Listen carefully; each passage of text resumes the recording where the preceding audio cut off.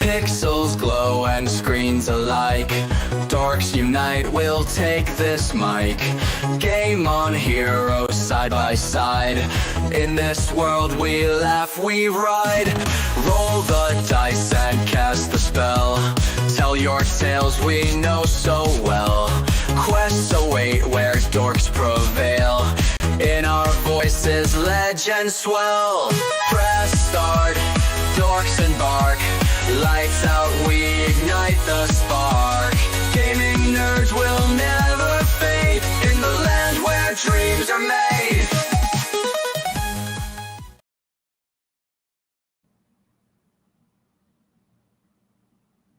Y'all gonna say anything? What do you want me to say? I don't know. You're the one who usually starts the show. Look, y'all were giving me shit all before, so I figured y'all were on, and okay, let's Look, you would be silent podcast, right? ASMR breathing podcast. Yeah. Look, if you didn't say stupid things, we wouldn't make fun of you. So this is your exactly. Welcome to the Dorks. Our podcast done way too early for anybody's fucking good. I'm True. Dan. That's Nerfy. Wait. There's Hey. Toko, and we have a Hi. special guest. The biggest crush Nerfy's ever had. That's not true. Your favorite son. Ooh, hi, thank you for having me. Hold on. I gotta do it right because they hate this, but I swear to God, I need to get my soundboard to you do. But it's gone now. get back to there. But yeah, I need to get the ninja laugh and the what the fuck you say to me, you little shit sound effect. Anyways, yes, we have a guest today. Ignore the technical talk. You guys are weird. And no, he's not the biggest crush I've ever had. Thank you very much. Who would be your Jason biggest Momoa. crush? Jason Momoa is still wandering the planet somewhere. Jason So- Momoa. That's Yes. fair. Momo or a Moa? There's just another Moa. Momoa. Momoa. Okay. Mhm. Anyway, Nerfy's got questions for my son. Okay, so unlike my co-host, I actually do research and I write interview questions and stuff because I'm a professional. and Hold on. they're not. Time out. Time out. This is good. I hope the whole podcast is just this. Because- It's kinda awesome. It really is. I wanna- It's the questions and then it just devolves into chaos. Or go Yeah. watch YouTube videos or some shit. Yeah. I met your favorite son, and we have done 2 interviews. So thank you very much, and they were So wonderful. You'd Check 'em think out you'd later. have questions, Yeah. but you don't do I that. just like the No, you guy, don't. and No, I you wanted don't. to reach out You to don't him have because you are such a You- big fan. I was like, That's oh, not what happened. That is Stop it. absolutely what happened. I hate you so much. I hate You are the OG though. That's true. You interviewed me first. you. I think you were the first ever interview I ever did. But I had like 1,000 subscribers or something. It's crazy. you were so serious that time. He just called you old. I am. Was old. I really serious? You were very business. I was like, yeah, I love this. Like, because you could tell it was the first interview, and I was like, Yeah. I didn't know but what I was doing. I was fanboying over you because your stuff. I sat there and I remember being so exhausted at work after watching your Legacy of Kain video. Mhm. And we talked about it before we came live, but I'll say it again. How does it feel to bring back a game from the dead? I definitely don't think I did that. Ladies and gentlemen, he's so humble too. I think okay. So for example, like right before that remaster got announced, if you don't know what he's talking about, I did a very big video on Legacy of Kain, the video game series, and then recently they remastered Soul Reaver 1 and 2. But right before that remaster came out, there was a Kickstarter launched for a graphic novel in the series, and I was trying to push it as much as I could, but I didn't even need to because I think they wanted maybe $25,000 to get this graphic novel funded, and they ended up getting it was 1.5 million. You and I've talked about it. Like the Legacy of Kain like fan base is rabid. They Yeah. love this series, and good on them because it's a very it's a very good, beautifully told story. And I think you and I have talked about it before, but I don't think people realize it's not a story about Raziel. It was always the story of Cain. Mhm. And so I think I love the ending of the story where it's Cain ultimately coming together with Raziel, but Yeah. ultimately it was Cain's story to tell. So I think people got upset that Rob. I'm not going to ruin the ending for anybody who wants to play the game, but the way the ending was, where Cain was ultimately dominant. But Mhm. I love that. I love the voice actor for Cain. I loved everything about Cain from the beginning, and it finally gets closure at the end.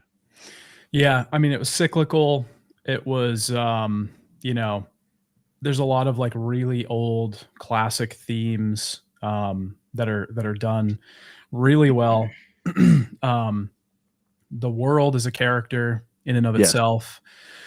One of the most unique settings and like world building that I've seen, especially in a video game. One of the most ambitious things to have two series at the same time and then have them cross over Yeah. in a narrative video game is something we haven't seen until like Remedy, like Mm. now, is doing that. But yeah, like just a super unique and special series. And yeah, like you said, the fans are extremely passionate about the series. They show up for the series. They've been supporting it for years and years. I just came in and sort of, you know, made a thing about it. But yeah, people are ready for this to come back, and it's really inspiring to see like stuff like that where, you know, 1.5 million for a graphic novel Yeah. is insane. That's absolutely nuts. So Almost as rabid as some of us are for Knights of the Old Republic. It's shelved. maybe Get over it's it. shelved. It's indefinitely shelved. Mhm. Well, and I then they think I could be wrong. then they talked about it being super woke, and this. Like, I'm sorry, I'm not trying to be a dick, but I don't need fucking rainbow colored lightsabers. I need guys fighting. I need Jedi powers. I need fucking wampas. You realize that Jawas. it's gonna slowly turn into another Duke Nukem Forever, right? You shut your dirty mouth. It is. Mm. I mean, that's what a lot of the nostalgia games that get shelved eventually You- turned into. There's no way that a video game can live up to the hype of however many years. And then when it is released, everybody hates it because it's not what they imagined. But the thing is that nobody can create what everybody imagined. It's not Force choke working. doesn't work on me. I'm a Sith. Fuck off. Yeah, But- I'm sorry, Dan, but you're no Sheldon Cooper. Yeah, no, you're not. No Sheldon Cooper at all. But it's true. I have games that I would love to see, but I know are never coming. But because of like the hype that's around it, I'm nervous that when it does, it's just going to be a massive letdown. Because Mhm. and it's not. Sometimes it is the developer's fault. Duke Nukem was the developer's fault. I'm going to put that out there. That was, oh my god, you guys suck. But sometimes it's not their fault. It's the community's fault because we all just jive each other up so much, and then when it comes out, it's not what anybody expected. It's not as good as we wanted, and then, you know, that's how video game developers are destroyed. To be completely honest with you. So, I mean, Old Republic has been shelved indefinitely. So the question is do you really, really want it? Because there's a chance that it's not going to live up to your expectations after a while. Okay.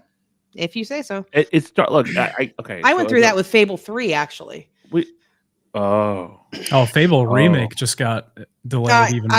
I so. refuse. I have played all of the Fables. I love the first one. The second one's and I was like, you know what? Number 3, they're gonna make up for it. It's gonna be amazing. And then it came out, and I'm like, Hold never on. fucking mind. You mean you mean Real Estate Tycoon Simulator? Yeah, I'm like, I should not have thought about this. I'm gonna go over here now and cry for a little bit. I like the ruined real estate tycoon stuff. It's cool. It would have been cool if they would have kept other aspects. Do you want a school or a brothel? I don't know. Let's find out. Yeah. Like, yeah, Peter Molyneux sucks. Fuck you, Peter. You ruined my childhood. Anyways, but yeah, it's just, you got to remember, hype kind of kills video games sometimes. It's not okay. when So it comes to shelling. It's not just hype for a video game. I am a big, avid Star Wars fucking lore fan, and the lore of Darth Revan, Malik, all of that, talking about Bastila and all that, it speaks to me. It's something that I've loved to death, and Yes, I know. Whatever will the Star Wars fan do? It's not like they have anything else to turn to. It's a good point. Jesus. It's a good point. It's just I love that game. I want to play that game. But to be fair, I loved the Sith Lords more. I know that's a fucking hard take but I liked Knights of the Old Republic 2 better because I thought it had better characters. Before Dragon Age, right? Before like the Morgans of the world and all that, I fell in love with a character named Visas Mar. I just loved her backstory. She was so broken and just I thought being able to interact with that world and feeling like you were part of the Star Wars world, I think that was the first game that really gave you that experience in that genre, in that era, in that area of fandom. I mean, I could be wrong, whatever, but that's the first game that I felt it. So I love those games. They always have a special place in my heart. Nerfy. I mean, if they can have a special place in your heart, I've been playing video games since I was like 8, and like I've seen it happen over and over and over again, and you guys probably have too, where the hype doesn't meet the game, or the game doesn't meet the hype, and that can kill a franchise. That could kill an entire game development, company if they're not careful. Fallout 76. Hold on, me and my wife love Fallout 76 together. It's a lovely game to play with your significant other. Yeah, have you ever tried to play it alone? Yeah, I've tried to play it alone. I have mother issues because of that game. Fuck the overseer. She's a cunt. She left me all by myself. Oh, You yes. have mother issues Yes, because of a video game. That's very sad. The game is why you have mother issues. Anyways, We have a guest. No, don't mind me. I'm just watching. he's just like, no, this is great. Continue. Yeah. I'm gonna go get some popcorn. But it's not just that. It's also, how many times are you going to remake or continue a storyline that just needs to stop? I don't know. Ask Skyrim. Yeah, pretty much. Well, Skyrim has been rebuilt by modders just because fucking Bethesda won't touch Elder Scrolls anymore. And we just lost the co-author of Elder Scrolls. So that, I Wait, don't know. really? We have Oblivion remake. The co-author of Elder Yay. Scrolls passed away the day after Ozzy Osbourne did. Oh, I didn't hear Oh about that. shit! Yeah, it's 59. I can't remember. I can't remember his name. Hold on. I retain a lot, but not names. Okay, that's the gotta only thing. jog the memory. Yes. But we just lost him, and everybody's kind of wondering how that's going to impact. And I had somebody ask me, they go, "Well, it could impact, the new release," and I'm like, "Yeah, totally. Yeah, because It's only taken what 10 15 years. years, whatever. Yeah, Like, it's- I that's mean, what's it's going not to like- impact it." Son, I'm going to ask you this. How does it feel to know that the Elder Scrolls Oblivion came out 20 years ago? How fucking dare you? Oh my god, is that real? Are you messing with me? No, that's real.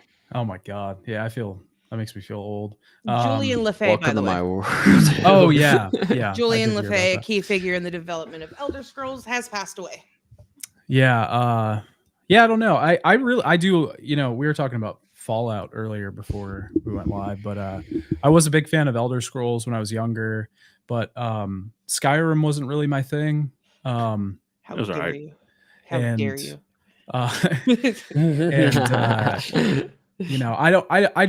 I don't think any modern Bethesda games are really going to be what I want them to be, because I don't see them doing a huge pivot and going back to what they did with Oblivion or Morrowind or any of that stuff. So, it's not for me, and they're not going to stop doing it either because it's still so successful. Like those games make a lot of money.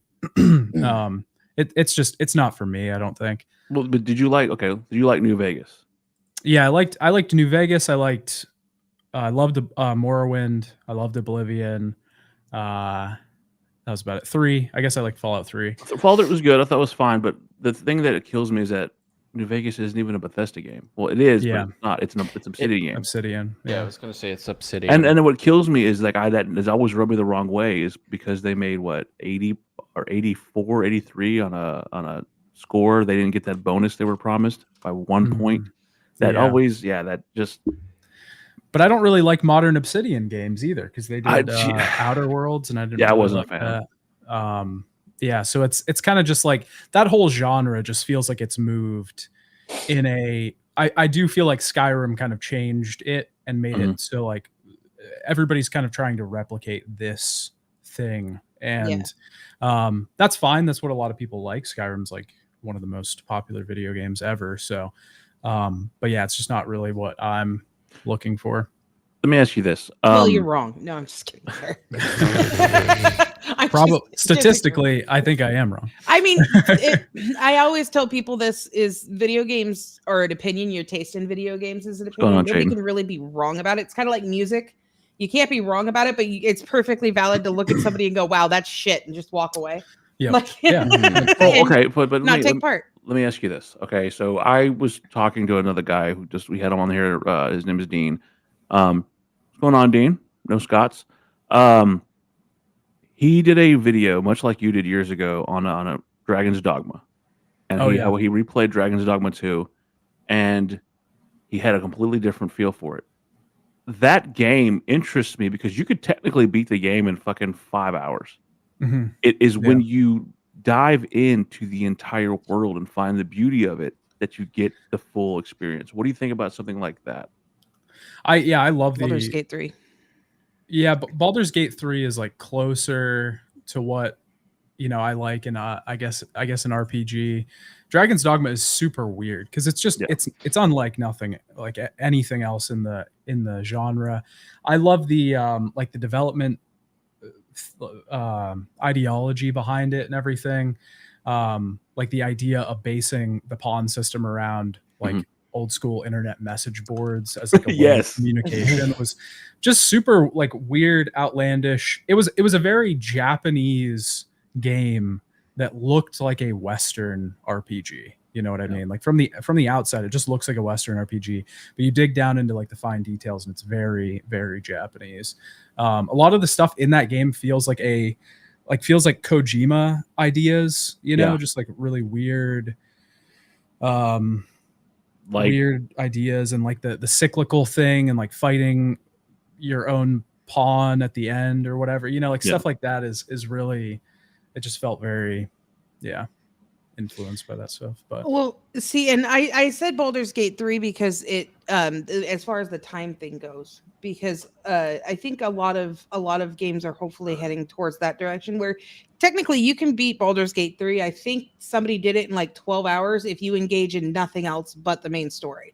yeah, it like nothing else, but if you engage in everything else, you're going to be sitting there for like 5 months trying to finish it.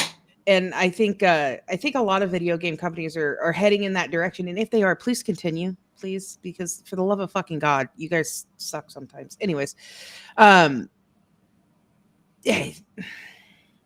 Dragon's Dogma didn't hit it for me, so I can't. it's I not don't for have everybody.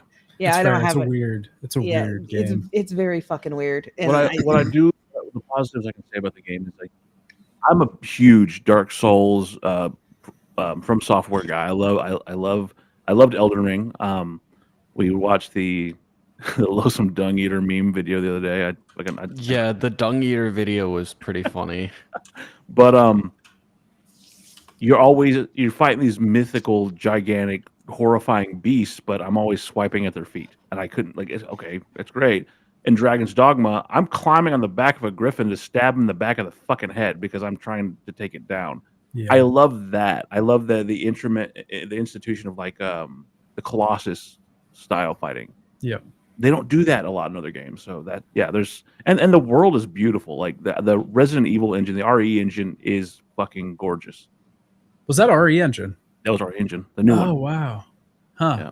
Dang. Yeah, that's cool. Well, speaking of which, RE engine aside, you, my friend, have been doing a retrospective on Resident Evil. How's that been going? It's good. Yeah. I didn't have much experience with the series before doing this, and it was one of those series that like people were always shocked that I hadn't played because I was such a big like survival horror fan in general, but I just never really got into it. And so it's been nice to just play like every game. And they're, a lot of the series is like really good. Like some of those games, RE1 Remake, Code Veronica, 4, and some of the newer remakes are like literally like the best games I've ever played. RE1 Remake is confidently like in my top 10 as like one of the best video games ever made. It's so good. So yeah, it's been really fun. I can agree there. Did you hear the rumor they're talking about remaking the remake?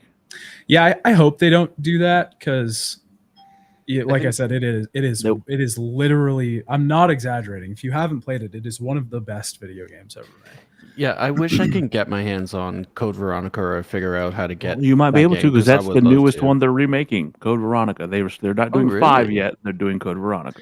Yeah, there's so many rumors. I was talking to my friend about this the other day because before they announced RE9, more rumors had come out about we have another guest, and I've been wanting to make this meeting happen for so fucking long.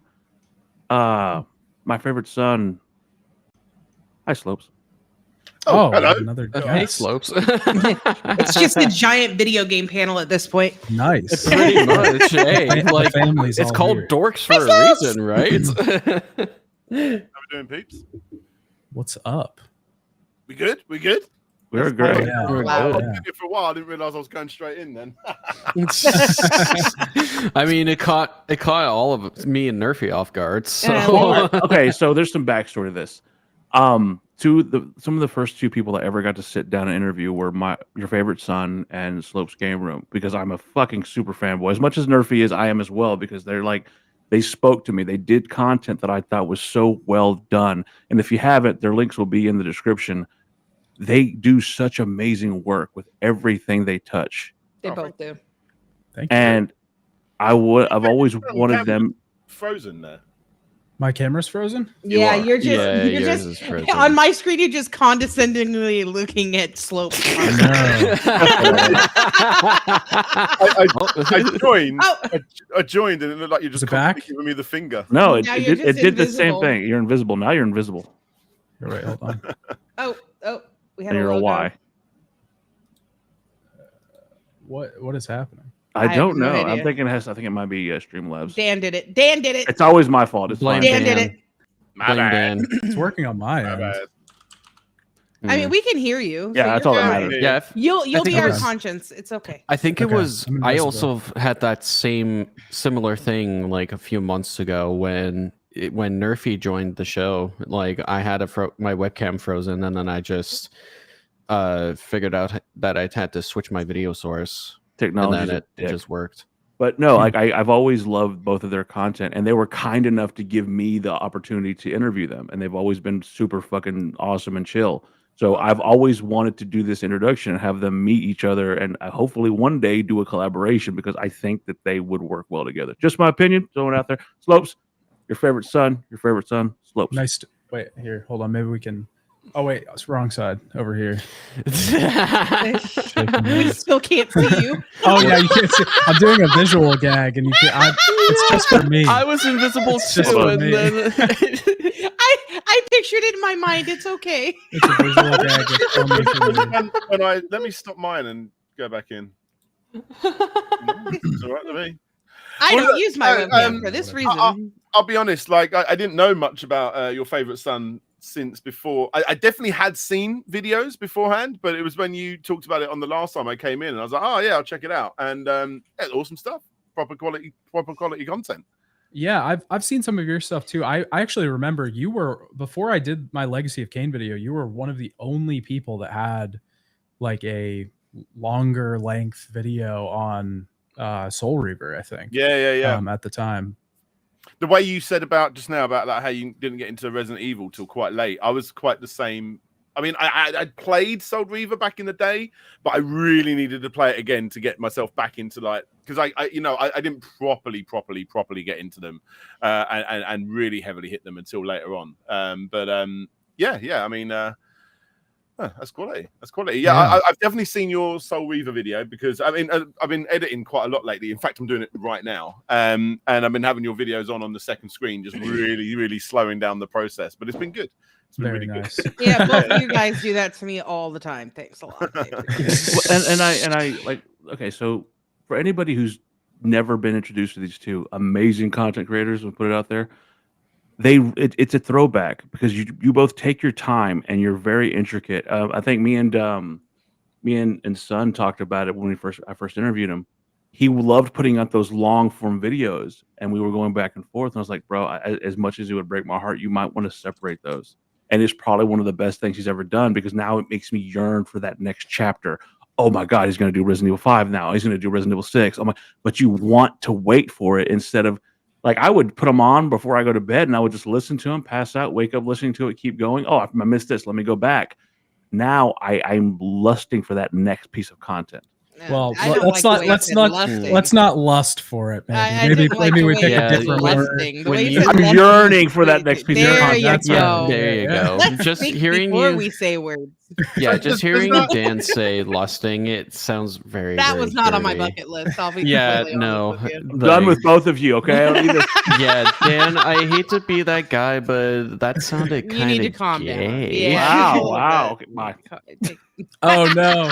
Hey, Hey! your camera's back. Oh no, Oh, it he's went. gone. It came No, back for like 1 second. he was back for a second. Hey, Subs. Bam. Yes. There he is.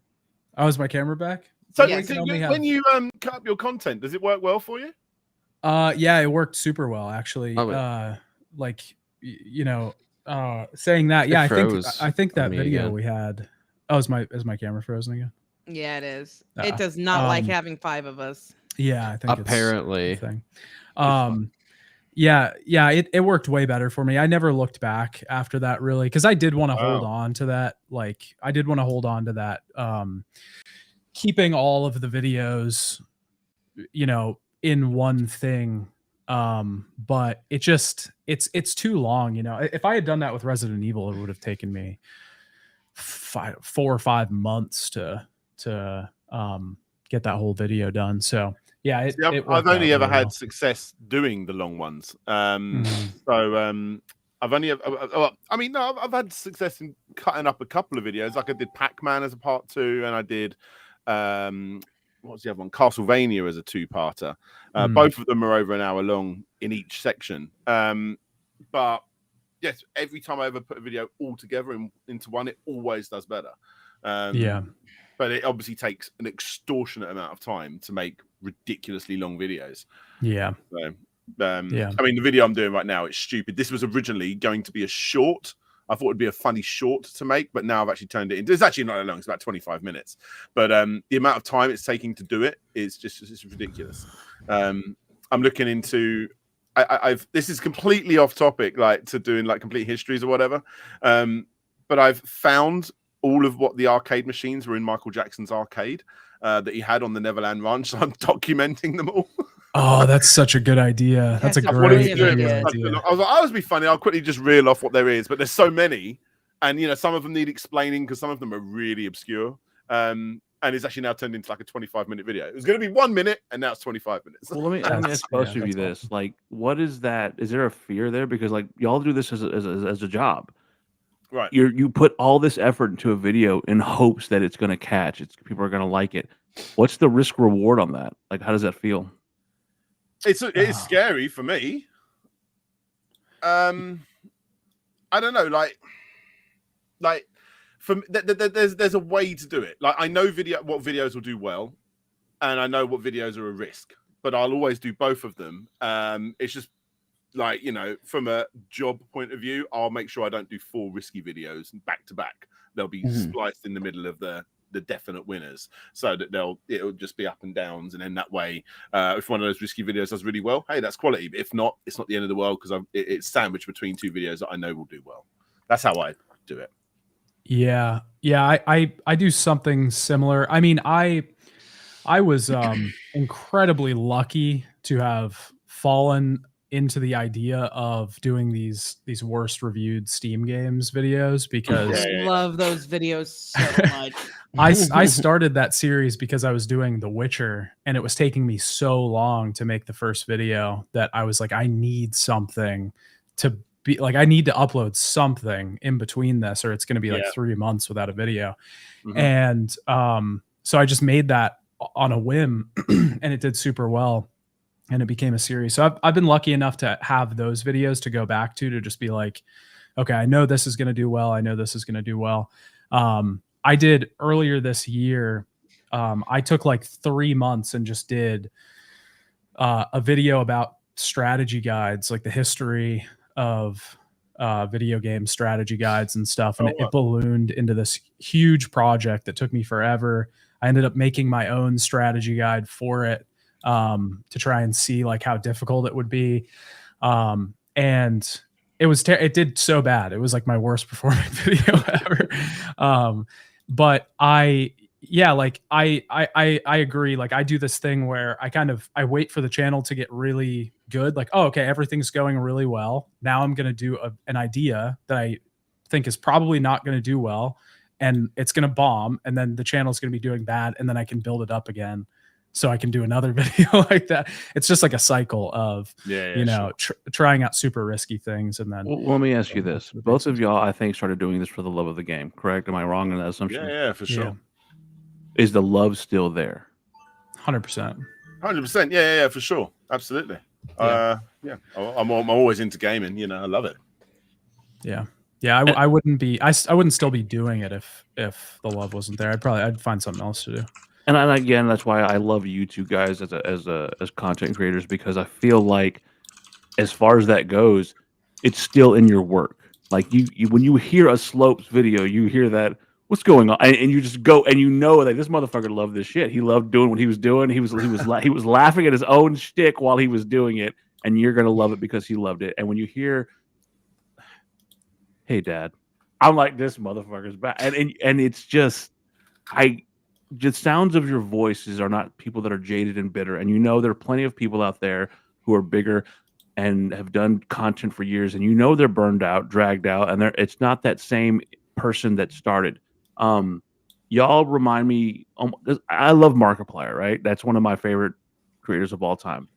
Do not speak ill of Markiplier. I'm not. Calm down, Okay. Nerfy. Chill out. Yeah, he was starting to have that lust for Markiplier. Oh, Yeah, I think so. I have a lust for Markiplier. Who doesn't? To be fair, who doesn't? Who doesn't have a lust for Markiplier? Okay? But he still seems like a happy guy. He still seems to love what he does, and he loves his fan base. Yeah, y'all still have that. Yeah, without naming names, I can definitely see some people in the space that do it now because it's a job. I mean, and technically, we're kind of there because it is our job and stuff. But like, okay, this is now, like for instance, I'll now shift to this because that's working, and I'll only focus on this. Like there's no risk anymore to any of it, and I still like to make the risk. Like for instance, the video I'm doing right now, this could be a complete flop or do really well. I don't know, but I've always wanted to do this, and I'm doing it. So who cares? Yeah. I think it is easy, and I've found myself at certain points like getting to a place where you kind of people have asked me for advice before on making videos and stuff, and the main thing I always tell people is like you don't forget to put yourself in the videos, because that's the whole point. Yeah. Like you're most likely not going to be covering, especially if you're talking about video games, you're most likely not going to be talking about games people have never talked about before. There's so many videos out there, and so many people have already talked about everything that you're going to overlap with some other people. But the thing that makes your thing different is that you have to put yourself in there. And it can be very easy to just write a thing and it's just about the game and it's just whatever. But if you forget to put yourself in there, then it's not yours anymore. And it's more of a conscious thing that you actually have to engage with when writing, rather than like something you do subconsciously. So I couldn't agree more. A perfect example, I think it's out. I can talk about this. Yes, it is. It has come out now. Kim Justice, one of my favorite creators, did a video last week or the week before about a game called I'm Sorry, a Sega game. I've covered that myself. A few other people have as well. But I still watched her video because I like to hear her take on something and, her opinion on something. And it's all about putting your voice. You're not just subscribing because you want to hear like some cool, interesting gaming facts or whatever it is the channel does. You want to hear from that person. you want to hear their opinion. Exactly, and that's yeah. why like you two are a counter for me. Like I love listening to Sun, but then I found a new guy, and his name is No Scots, and I'll put his link in there. Guy just started. When I similar to when I first met you guys, had like 300 subs, but I loved his take on a particular game, and I said, hey, would you like to come on with us and talk about whatever?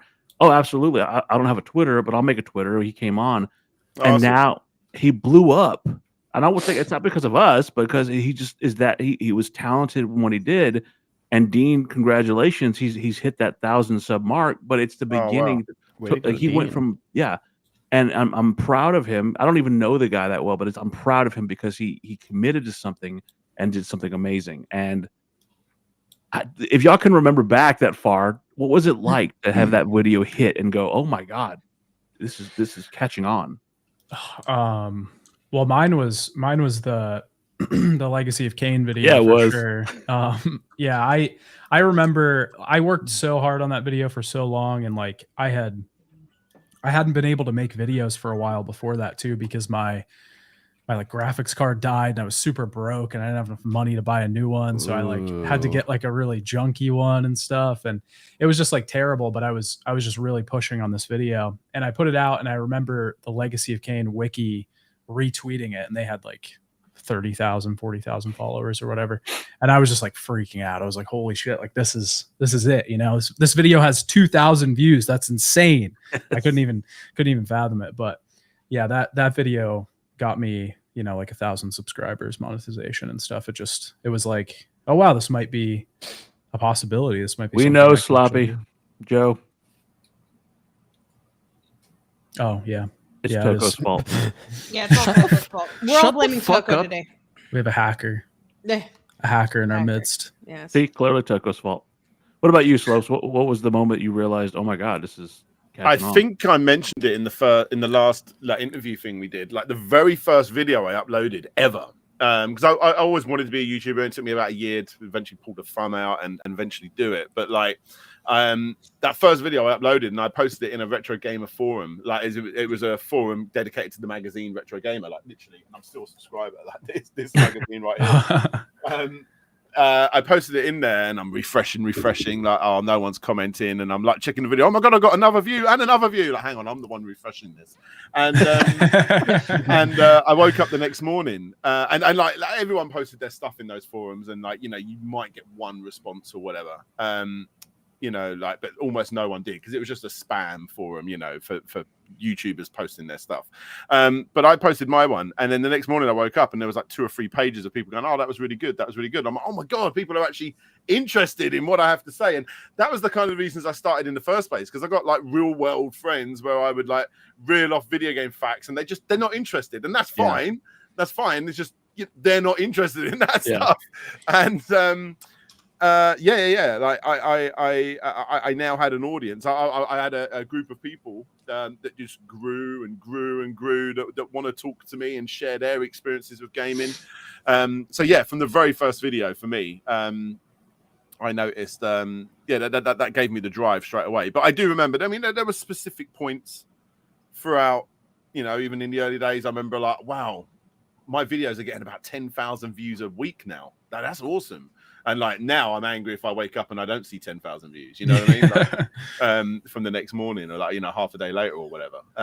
So yeah, I mean, everything that, you know, you go up bit by bit. So, or that time I realized, I think there's someone watching a video of mine every minute now. Like that was a big deal, you know? Me. Like, No, I'm yeah. just kidding. Or just, you know, because you can see the stats on different things and what people are doing and when people are doing it, and like, oh wow, I'm getting bigger in that part of the world or whatever. Like, I can remember little things like that, and I don't remember when exactly, but they're always quite standout, you know, cool little memories for me on the road to where I am now. So yeah, it's cool.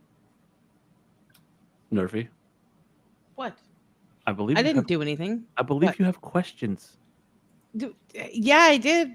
Now I feel bad because I didn't have anything for Slow. You didn't have anything for me. Wow. No, I didn't know you would be here. I didn't know you would be here. So now I'm like, that's so funny. Oh yes, you said you was going to have loads of questions for me, And she now has I've just failed. dropped Where's my questions at? Where are they? I only knew of Sun. I did not know of you. Dan's a dick. Blame Dan. Honestly, I didn't even think that Slopes was gonna be here too. Like Dan. That's all right. We're in uncharted territory now. Whoa. Dan always seems to always blindside us every single time whenever we go. But you know what? Hold on. No, a lot of my questions can be answered by both of you. You're welcome. Also, fuck Dan. Anyways, okay. So There's 2 Dans here, right? yeah, that Dan. I was gonna say the Dan with the hat and the glasses. Our wannabe panda. Wait, Dan. we both have hat and glasses. I know. The backwards hat one. Yeah, the backwards hat one. I'm gonna He's trying to recapture his youth, and it's not. Or working. I would say the wannabe panda. The brony. Wow. So okay. Crap. You guys fucked me up. Okay, so you guys were talking about your viewers, for instance, and I wanted to know, and this can go for both of you. You guys both do both short length and long length, and you guys take risks and things like that. But how long? Like, let's say, oh my God, my phone! I am so sorry. Jesus, I'm so professional. Shut up. Okay. Silent mode. Shut the hell up, okay? I had to turn on my old phone to grab something, and now all of my alarms or my old alarms are going off. Silent mode. So have you guys ever like sat down and spent like a while on an idea and then just scrapped all of it, like figured that it was worth like just not using a single thing because it's not either it's not working or you guys didn't like it or it wasn't what you guys thought or something like that? I have one. I literally don't think I've done this any other time. But before I started doing the really long form stuff, it was the same period that I was talking about before, like where I didn't have a video card and all this stuff. I got a video card, but I couldn't make videos for like 6 months.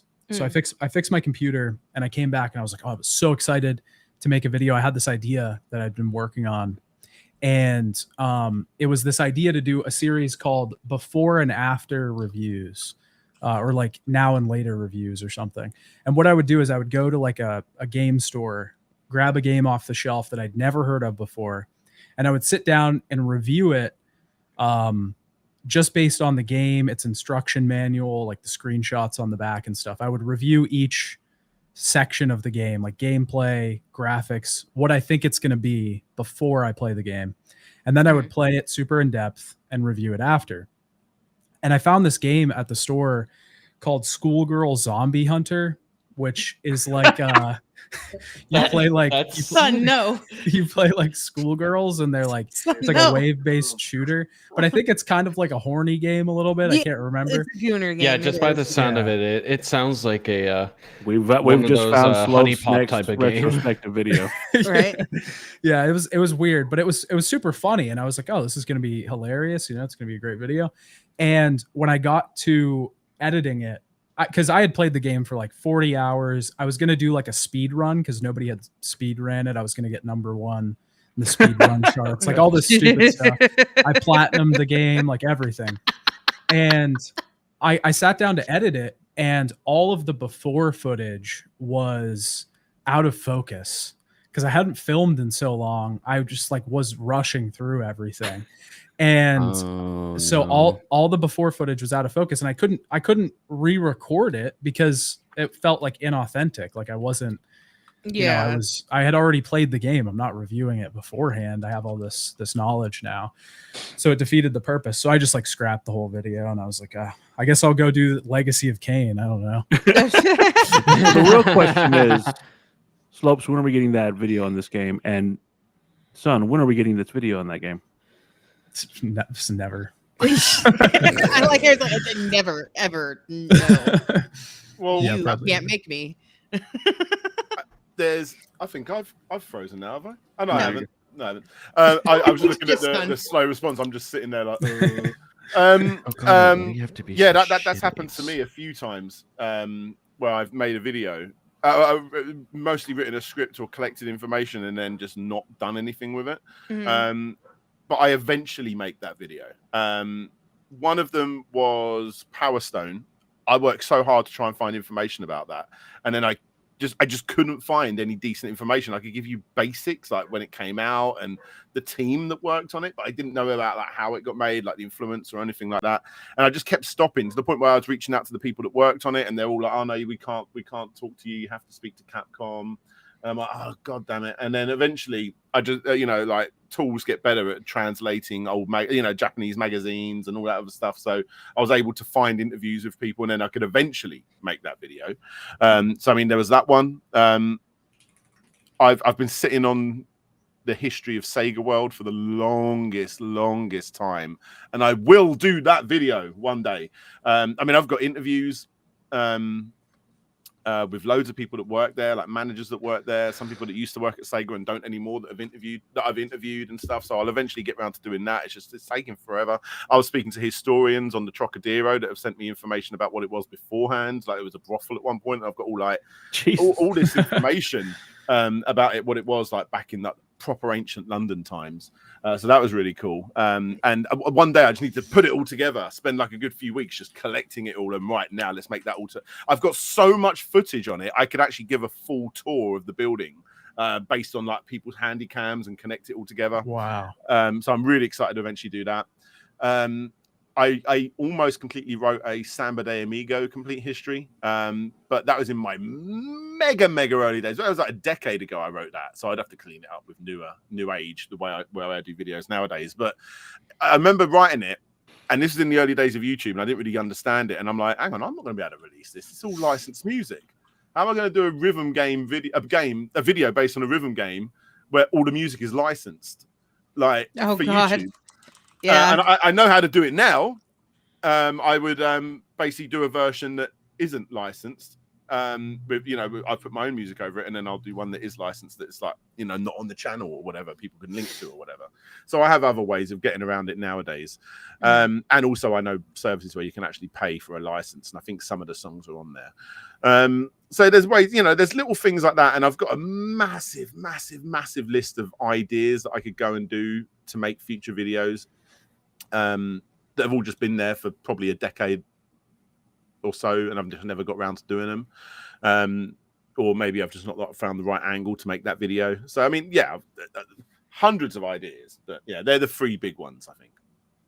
So I've watched both of you for quite a long time. I fell in love with Slow's channel because of Splatterhouse. We've talked about it before. That Splatterhouse video, it was just nostalgia, especially when you went into Splatterhouse 2, and that was the first one I'd ever played. I just thought it was a sick game, and your detail to it. Of course, I found your favorite son, whenever I watched him on his Soul Reaver video. Yeah.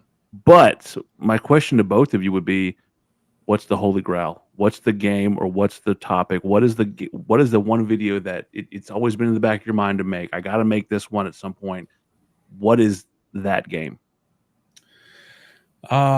For me, it's the Shin Megami Tensei series.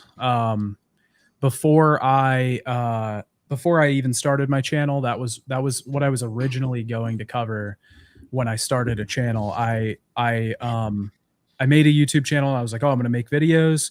And I was like, I'm going to cover the entire Shin Megami Tensei series. I'm going to cover every single game, every single spinoff, all the Persona games, the Lost Bible games, the Gaiden games, every single game. I think I made a spreadsheet of all the games, how long it would take to beat them and everything.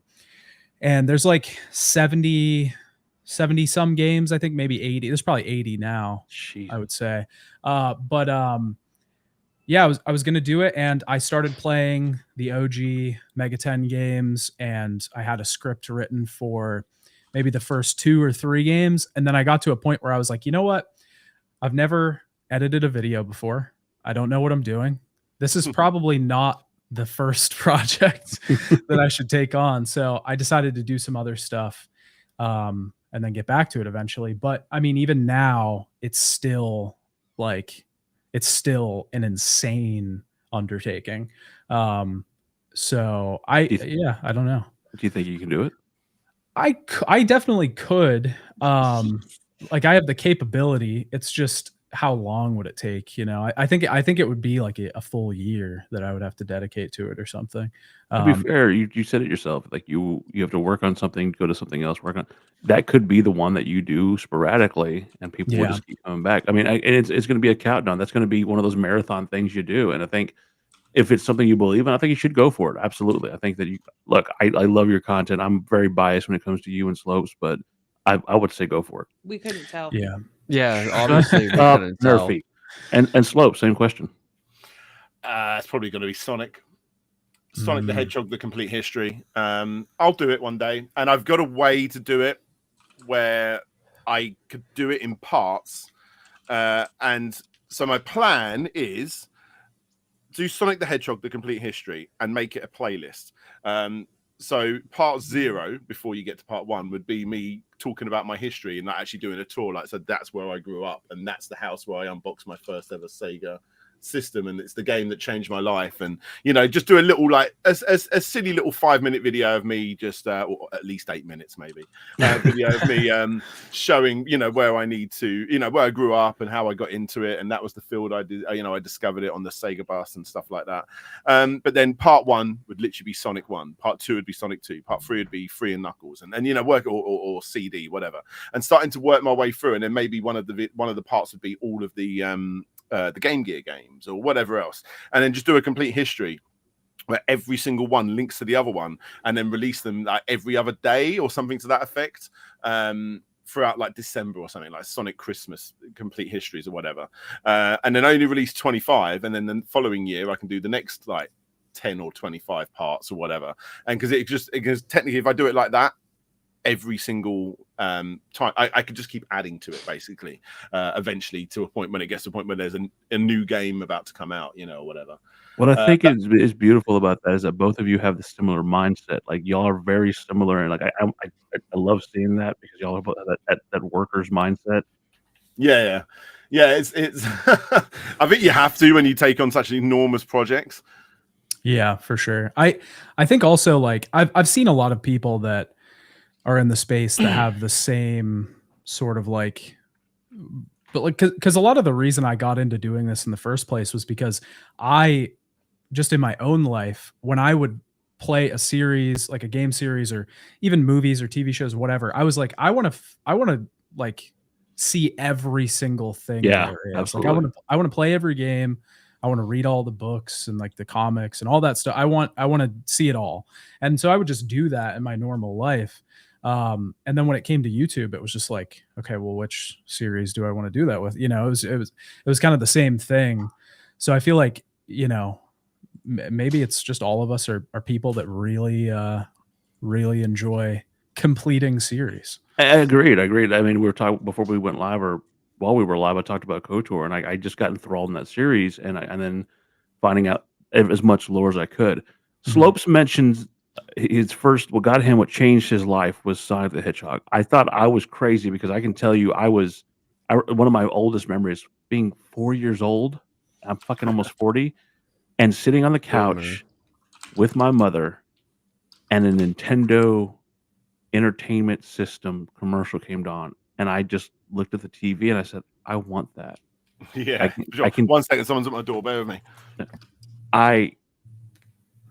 I can tell you the first time I picked up an NES controller, was playing Mega Man 2, and I was hooked. Mega Man, like I have the tattoo of the fucking Mavericks right here from Mega Man X, but I knew that game changed my life. What about you, son? Was there a game that changed everything for you? Metal Gear Solid. The Good man. Maybe I don't know if it was a specific one. Probably 4. I say that's like my favorite one these days, but like honestly, lately I've been playing so much 5 for years that like it might just have to be 5 at this point. But yeah, 4. I remember playing 4 when it came out with my sister, because she liked those games too. For what reason, I don't know. We got it from like the video store. You know, I have this distinct memory of getting to the part in 4 where Otacon says you have to switch to disc 2, and we had got it from the video store, and they only gave us one disc because it was only on one disc, and we like freaked out for a second. We were like, did we not get the second? Did they not give us the second disc? Like, what's going on?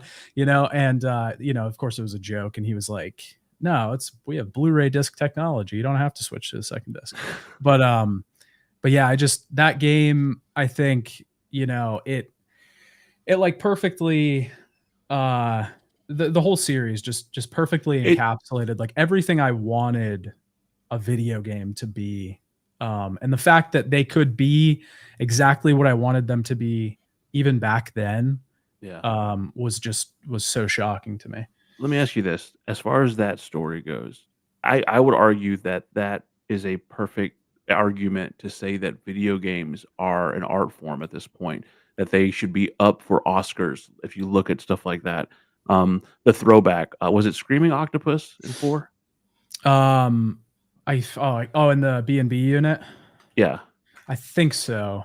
I But can never remember their names. the throwback to the original 4 of Foxhound and the Metal Gear Screaming Solid, Mantis. Screaming Mantis, and then it was just so well done, and it to learn the story of Big Boss, Snake, John, and everything, and that climactic scene with them towards the end. Where did Toko go? I don't know. That climactic scene at the end where basically father and son have that moment. It's a fucking beautiful story. Yeah. I am not ashamed to admit that video games have made me cry. It's part of my life. It's everything. I'm here. I wouldn't have a YouTube channel if I wasn't a fucking gamer as well. I will go back. I have fucking Lulu tattooed. I have Morrigan from Dragon Age Origins tattooed because I fell in love with that character. Are there any characters that y'all have experienced that made you feel an emotion like that? Or even just like anger, anything like that? God, I have to think of every video game character ever. I think honestly, I think, like there to me, there is not a more, and I know people talk about Metal Gear Solid 5 and they're like, oh, the story wasn't finished and it didn't blah blah blah, whatever. It's all bullshit. Don't listen to those people. 5 is like one of the most emotional, God, yes, autobiographical, like the creator is inextricably linked with the game itself. Like if you don't understand the story of the development, you almost don't understand the game. Like the game doesn't make as much sense. And if you weren't like a really big fan, then the game almost doesn't hit as much. But yeah, that's like, that game is so emotional and so heartfelt, and Venom Snake's story is just so, it's like, it's never not interesting to me. That game is just so, God, I could talk about 5. How twisted is it that ultimately you find out? I mean, you kind of, if you know the story, something's up, especially with the shrapnel. Yeah. And I haven't actually played it. For me, it's like Metal Gear, like you said with you and Resident Evil. That's the series that I never got into, and it's not too late, but I would really. I've played like the original, like the one on the not the original, the PlayStation 1 game, and I've played a little bit of like the NES game, but I've never really given a mass amount of. That's one you should definitely slow. It's Hideo Kojima was way ahead of his time with that stuff. Like to this day, I hear that da da da da da da da da, and I still get that like, oh. Yeah, for You sure. still get the There's hit of plenty the of games like that nostalgia. that do that for me as well. But yeah, I understand. That's the one that everyone asks me to do. So what about you, Slopes? What is the game or character that I mean, clearly Sonic, because that was your guy. Well, that pulls on the heartstrings a bit. Yeah. In later, more recent games, Ori and the Blind Forest blew me away. Wow. I love that game soundtrack. Like that game soundtrack is just that is amazing. I think one game every 5 to 10 years or so, a game will come along. Because I mean, I don't play a lot of newer games. Most of the games I play are older games, or indie games. But I wanted to play that. I'm a big fan of Castlevania, Castlevania type games, and Yeah, I played that, and it was one of those games where I just have to keep putting down. Like, my God, this is so good. This is so good. And there's few games that can do that to me. That just, oh my God, this is so good. I think the game that did it before that really blew me away was Portal 2. I was so blown away by how good that game was. Like, and now I will complete that game every few years or couple of years or so. Yeah. For me, Ori, that music, the really clever twist in the game, I was just so into that, and it was platforming perfection. It's that hits me in the feels. But I mean, I've got loads of memories of like really older games on my Mega Drive when I got to see when I played Lion King. I was really into Disney films, you know, as a kid is, especially during the Renaissance period. Yeah, I played something like Lion King, and that just angered me. You're just reminding me of how much that game pissed me off. Oh yeah, it did. But I remember seeing that animation. It was amazing. When you see Simba run off and jump into like the brambles. Oh yes. And you actually see that the hyenas run up, and they got the synthesized voice on the Mega Drive. It's like, "If you ever come back, we'll kill you." And I'm like, "This is so amazing! Yeah. I'm playing a real cartoon here." You know, the first time I played Castle of Illusion, and actually, I'm feeling like I'm playing a real Mickey Mouse cartoon. Graphics can't get better than this. This is it. This is it. And I think that. You always say that every generation, but I generally think if you're looking for a game that feels like you're playing like a cartoon, I generally think we're now at a point where games can't get better than this. Look at something like Cuphead, like that. Oh God, yeah. I'm glad I was about to say that. Cuphead. Ooh. Yeah, that was incredible. That was incredible. Like, and there's plenty of other examples. Playing a first-person shooter section in Toy Story on the Mega Drive also was a bit like, whoa! When you're trying to get out of the claw grabbing machine with all the aliens, you know, like the first time I played, it wasn't Doom. It was Quake. No, it was like Haven or. What was it called? I know there was the something of the Triad game. I played that on my old Gateway 2000 PC, but there was another one as well. But either way, yeah, playing first-person shooters for the first time, I was like, "Whoa, this is insane." Side note, Castlevania. How did you feel? You and I are huge Castlevania fans. Yeah, I do love me some Castlevania. Tell me what you thought about the animated series. No, I'm not talking about the Richter part. I didn't finish it. I liked it for what it was. But I mean, I've always just more been into like just how good the gameplay is. And Castlevania has sometimes really caught me with the storyline, but not always. I'm not overly sucked into that sort of thing. It's probably why I don't play RPGs. I've not got the greatest attention span, honestly. And when a game is 95% text. Based, I'm just like, oh my God, can I do something, please? It's like I'm obsessed with Yakuza. I'm obsessed with Sega, but I can't get into Yakuza where I'm just like, I've been playing now for 2 hours. Let me play something. Come on. Yeah, that does happen. Let me ask you about. So you played how far? Okay, so have you played the newer ones with Gabriel as the protagonist in Castlevania? Well, not newer, but there was basically the relaunch or the rebranding of Castlevania, basically. Yeah. I mean, I've played them all, but I mean, I couldn't. Yeah, I don't know. well, they introduced a bunch of God of War techniques and stuff like that, and they tried to. Yeah. Well, what like they made them a bit like sort of like third-person Arkham sort of games. Yes. Yeah, they were good, but they reminded me of Arkham, and that's another series that I was just so blown away by every time there was a new Arkham game that came out. I love the Arkham games. They're story-based games that I'm obsessed with, and they hit me in the feels a little bit. But no, I mean, yeah, they were good on the Castlevania Joe. Thank you so much, Lord of Shadows.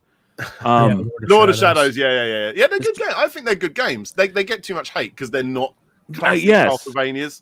But Kojima worked on one of those. Yeah, I think, that was the first one he did. I thought it was an interesting story. I'm always going to be a sucker for the Belmonts. You know, I'm always going to be like their history and their lore. Going back to Castlevania 3, Curse of Dracula was the fucking definitive game where you got to switch characters, and it just, you know, it was the shit. I keep cutting Nerfy off, and I apologize. Nerfy, questions you have? I'm sorry. I completely forgot. You're good. It's gone. The thought is gone. Wait, hold on. I have one more answer to that before we move on. You Slopes, you had talked about Ori, like newer games. That reminded me. Did you guys play Animal Well at all? No. Animal Well was one of the games. I don't really like I don't cry ever at games. Like I don't know what it is. I don't really cry at like movies or TV shows either. How have I missed this? This looks awesome. It's amazing. And that ending, like there's not really a story, but just the ending is so like emotionally celebratory. Like it got a couple tears out of me. I don't know why, and it was just very weird, but it was just I was almost like emotional that a game like this existed, that it was so beautiful, and just like the soundtrack does so much heavy lifting on that game, and it was just that game was beautiful. It was a new game. This out. This is incredible. This right up my street. This sort of game. Maybe y'all could work together on something like that. Yeah, no, I'd love to. I'd love generally like to do something together. Maybe like a smaller complete history or whatever, but like or something to that effect. This Annabelle World game looks awesome. It's great. It's a solo developer, Billy Basso. He worked on the game for like 5 or 6 years. It was actually Donkey's publishing. I knew you was going to say that. That's where I've Yeah. seen this game before. Yeah, it was his thing, wasn't it? It was his first game from his publishing company. I think they're called Big Mode. Yeah, that's right. Big Boss Mode or something like that. Yeah. Oh, that's cool. Yeah, I'll check this out. I remember seeing it and then thinking, oh, I'll do that. I'll play that when that comes out, and then completely forgetting about it. But nice. couldn't recommend it more. Yeah, but no, Ori was one that really, really grabbed me. I was well impressed with that. I remember being really excited when I first played Uncharted 4, and Nathan Drake sits down and plays Crash Bandicoot. I thought that was such a quality, just one level. And I was like, that's so cool. That's such a cool thing to do. I was well impressed with that. There's probably other examples. I mean, there definitely would be, but, they're the big ones that stand out. So Toko was mentioning something earlier, talked about the music and Ori really hitting.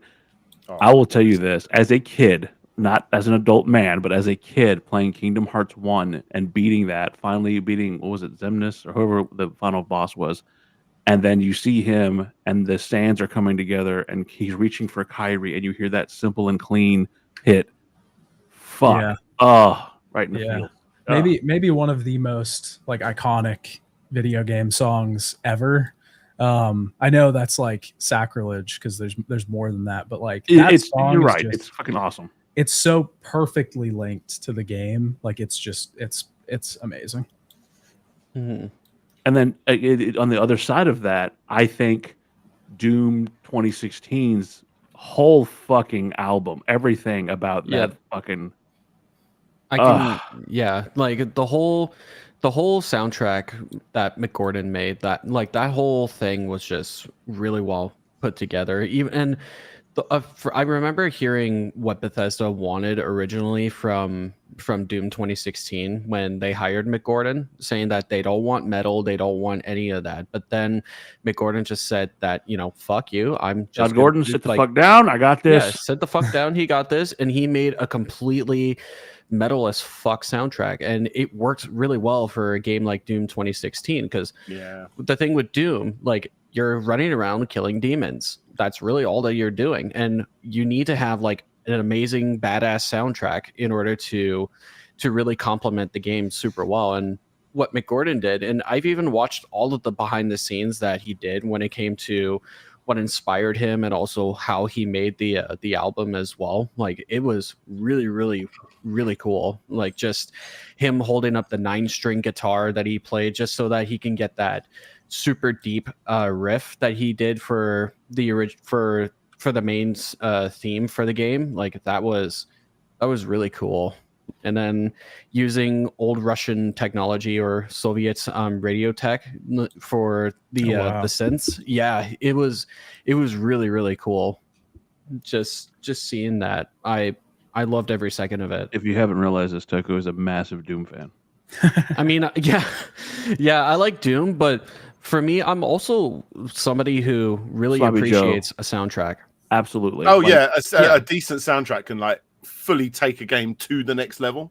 Like you're still going to have a good game, but if you have like an incredible soundtrack that like lifts it up, it's just so like it makes it worth it. Me, something like like the classic Streets of Rage games, like stuff like that. And I was about to say another one, then I can't remember it now, but like Revenge of Shinobi. Well, even then, to that point, going back to your favorite Sonic, fucking Casino Zone. The fucking it was an Egg Ship 2. Dun It's just that nostalgia hits, motherfucker. It's on. Oh, it's good. I tell you what, like, yeah, because Sega. I obviously I'm a fanboy of Sega, but like Nintendo, you know, they've got stupidly iconic, you know, recognizable melodies, you know, with like classic Mario games and whatever else.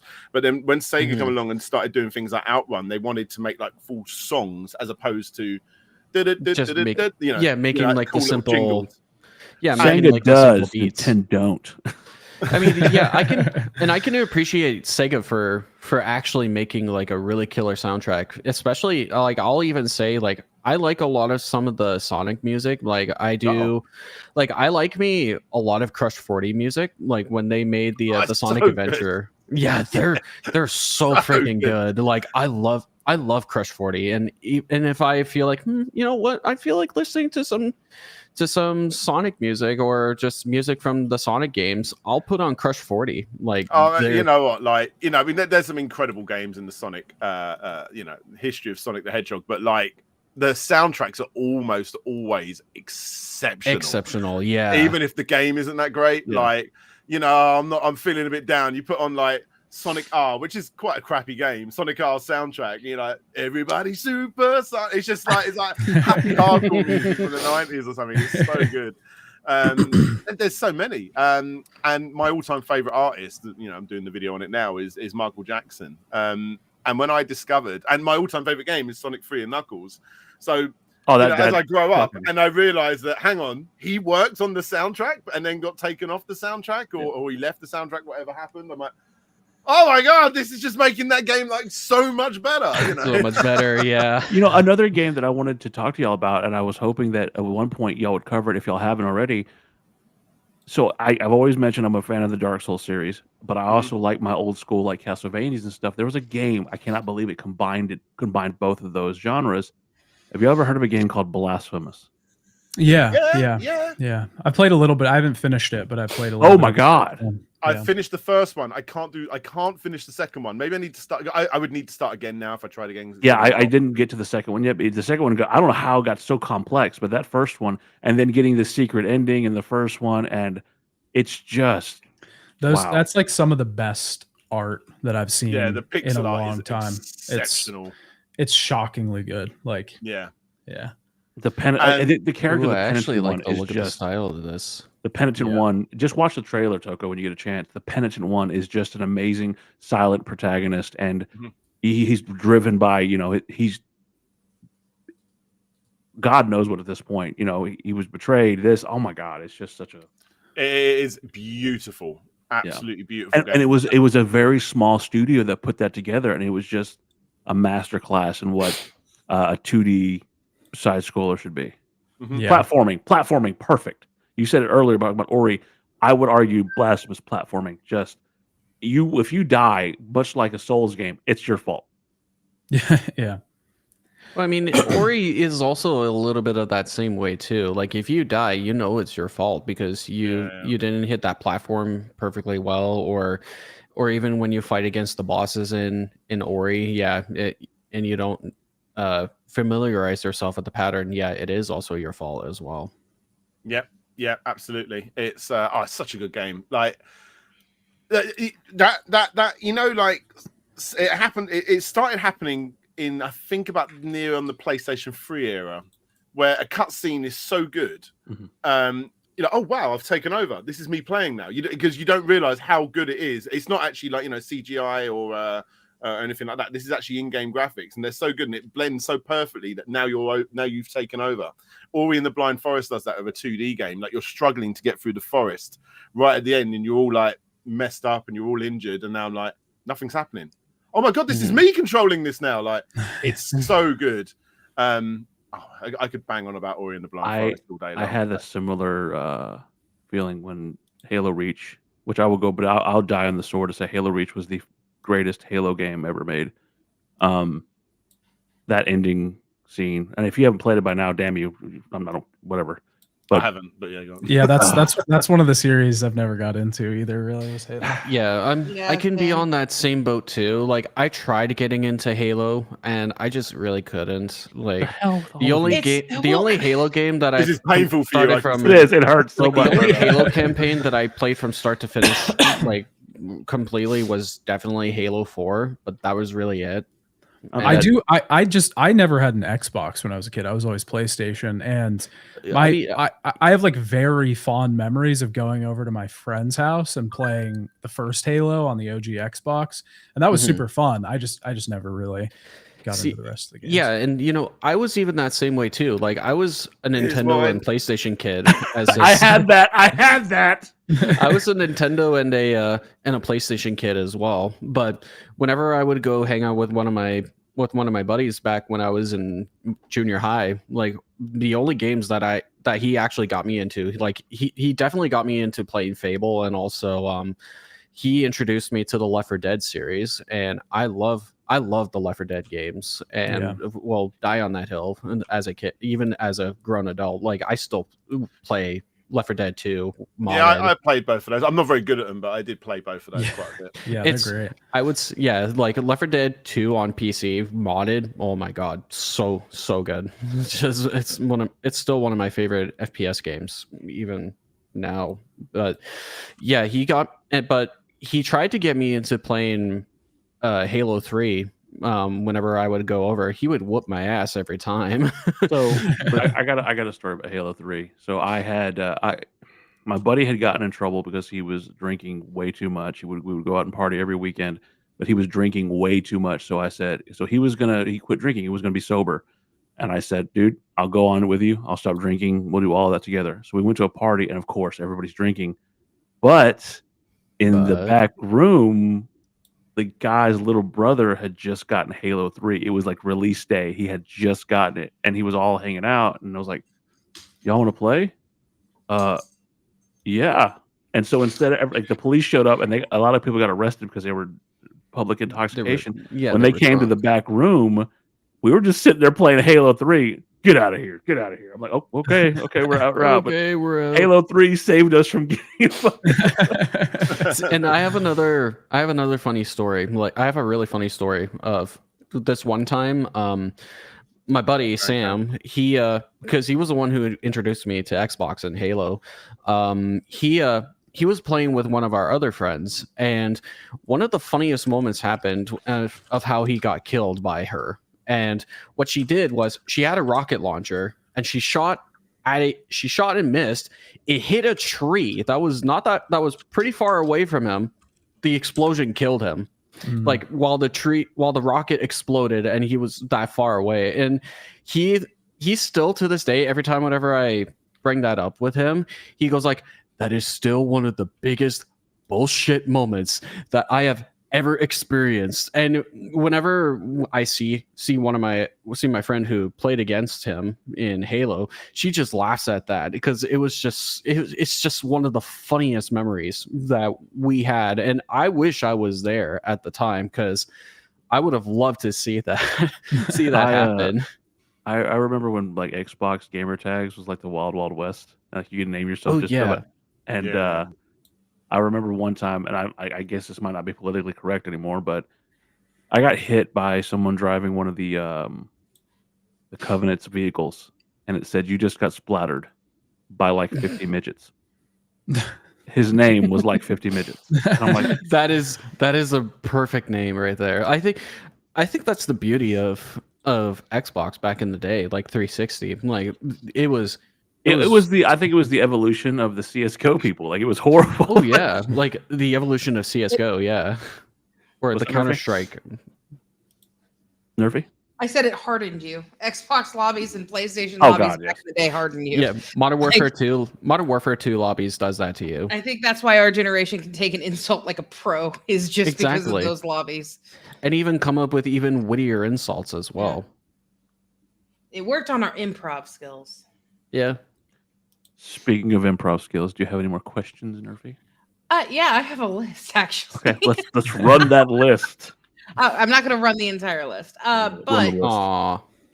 so you guys are both really in depth in video games, and me, Toko, and Dan have made fun of each other constantly for our controversial like takes on video games.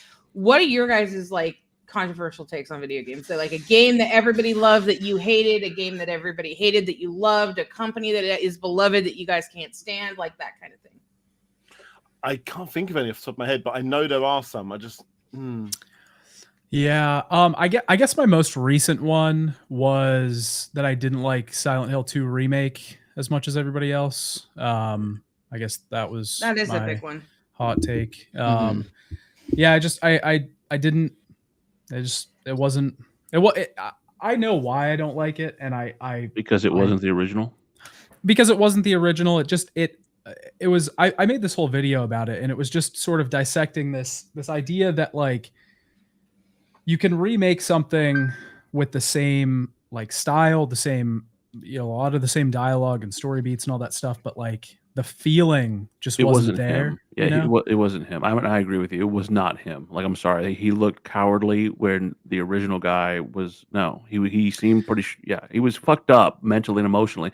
And when you find out the truth of what's in the back of that trunk, he was a broken man. And in the remake, I felt like it wasn't the same. Granted, go ahead. Sorry. No, you're fine. There was a perfect there's a perfect quote. Somebody can go find it. It's in my video too. But Gene Park of the Washington Post reviewed the game, and in his article he talked about they changed the original boss fight with Pyramid Head. It's in the stairwell in the original game, and it's not really a boss fight. You just sort of run around in a circle avoiding him until he goes away when the sirens start. And in the new version, it's like an actual boss fight. There's this big arena and you're sort of running around these obstacles and stuff. And he said something along the lines of like, this is a more competent video game boss fight, like a more competent video game boss fight, but it's removed one of the most like impactful parts of the original game. So that's sort of like the whole story with that remake is that like it's like taking out these really like impactful emotional things and making them better, making a better video game. It is a better video game. Like it plays better. It's easier to play. It's like more competent, but didn't that low pixel, didn't that grittiness kind of make it better? I mean, yeah, there's all sorts of things, and it's like I can't say it's a bad game. No, I just didn't like it as much as the original. I guess that's my hot take, but I'm sure I have other ones. But I've remembered my one. Let's hear it. I don't like the N64. Oh, that's a hot take. Oh, that came out of the field. Really, see, I can understand why a lot of people don't like the N64. Right. I mean, I like the console. I mean, there are some really great boos are coming in. There are some really great games for it, but I like the N64 because that was the console that me and my sister really grew up on. That's the problem I've got. A lot of almost everyone says, but Get him that's slow. the one I had. But that's the one I had. I'm like, okay. I didn't have a Super Nintendo growing up, and I was like a full-on Sega fanboy. So screw the Super Nintendo. I don't want to touch that. But nowadays, I go back and I'm like, you know what? Nothing touches Super Metroid, and I would probably put that in. Maybe a top 10, but top 20 games of all time. It's such a great game. I mean, I'll be completely fair unless we're talking about, I can't remember the name of the game, but it was like the Pokemon game where you guys like take pictures. Snap. That's Pokemon Snap. Unless it's that game, I can't recall a single fucking game on the N64. And I'm the same. I bought an N64 right near the end of its life because by that point I was getting everything, and I bought Pokemon Snap and I had quite a bit of fun with that. Yeah. But GoldenEye, never enjoyed it. Ocarina of Time. See, I didn't have it when it came out, so I'm like, you know what, I'm gonna buy it on the 3DS. Whoa. Okay, no. You're getting a lot of hot takes. Let's go. I'm here for it. I had all these people. Oh my god, you're gonna have the best time. Ocarina of Time's one of the greatest games ever made. And I went actually on a work trip, and the whole group of PCs that we took with us to Turkey, I think it was, stopped working. So for like the whole week and a half or something, like 95% of the team just chilled out playing pool and playing on like their games or whatever. And I'm like, right, I'm going to finally sit down and play Ocarina of Time. And I'd spent days and days and days and days on this game. And he's like, are you liking it? I'm like, I mean, it's okay. It's all right. And I went, I've got to this point now where Link's now grown up, so I think I'm near the end. He goes, "Oh mate, you're only halfway through." I'm like, fuck this game. I'm not interested in finishing it off. It's not that good. It never ends. And I quite liked Majora's Mask, but again, I played the remake of that, so that was okay. I'll give. Okay, Majora's so I'm with Mask. you. I'm with you. Okay. But I mean, everything I played. I'll tell you my hot take, and everybody will disagree. Mario Kart 64. Before okay. Nerfy does. I don't mind that, but I'd rather play any Mario Kart game that's come after it. Like, there's no reason for me to go back. Like, I can understand why a lot of people, are not really a fan of the N64 games. And, I grew up with the N64. I like me a lot of the other Nintendo games that came out after the Nintendo 64.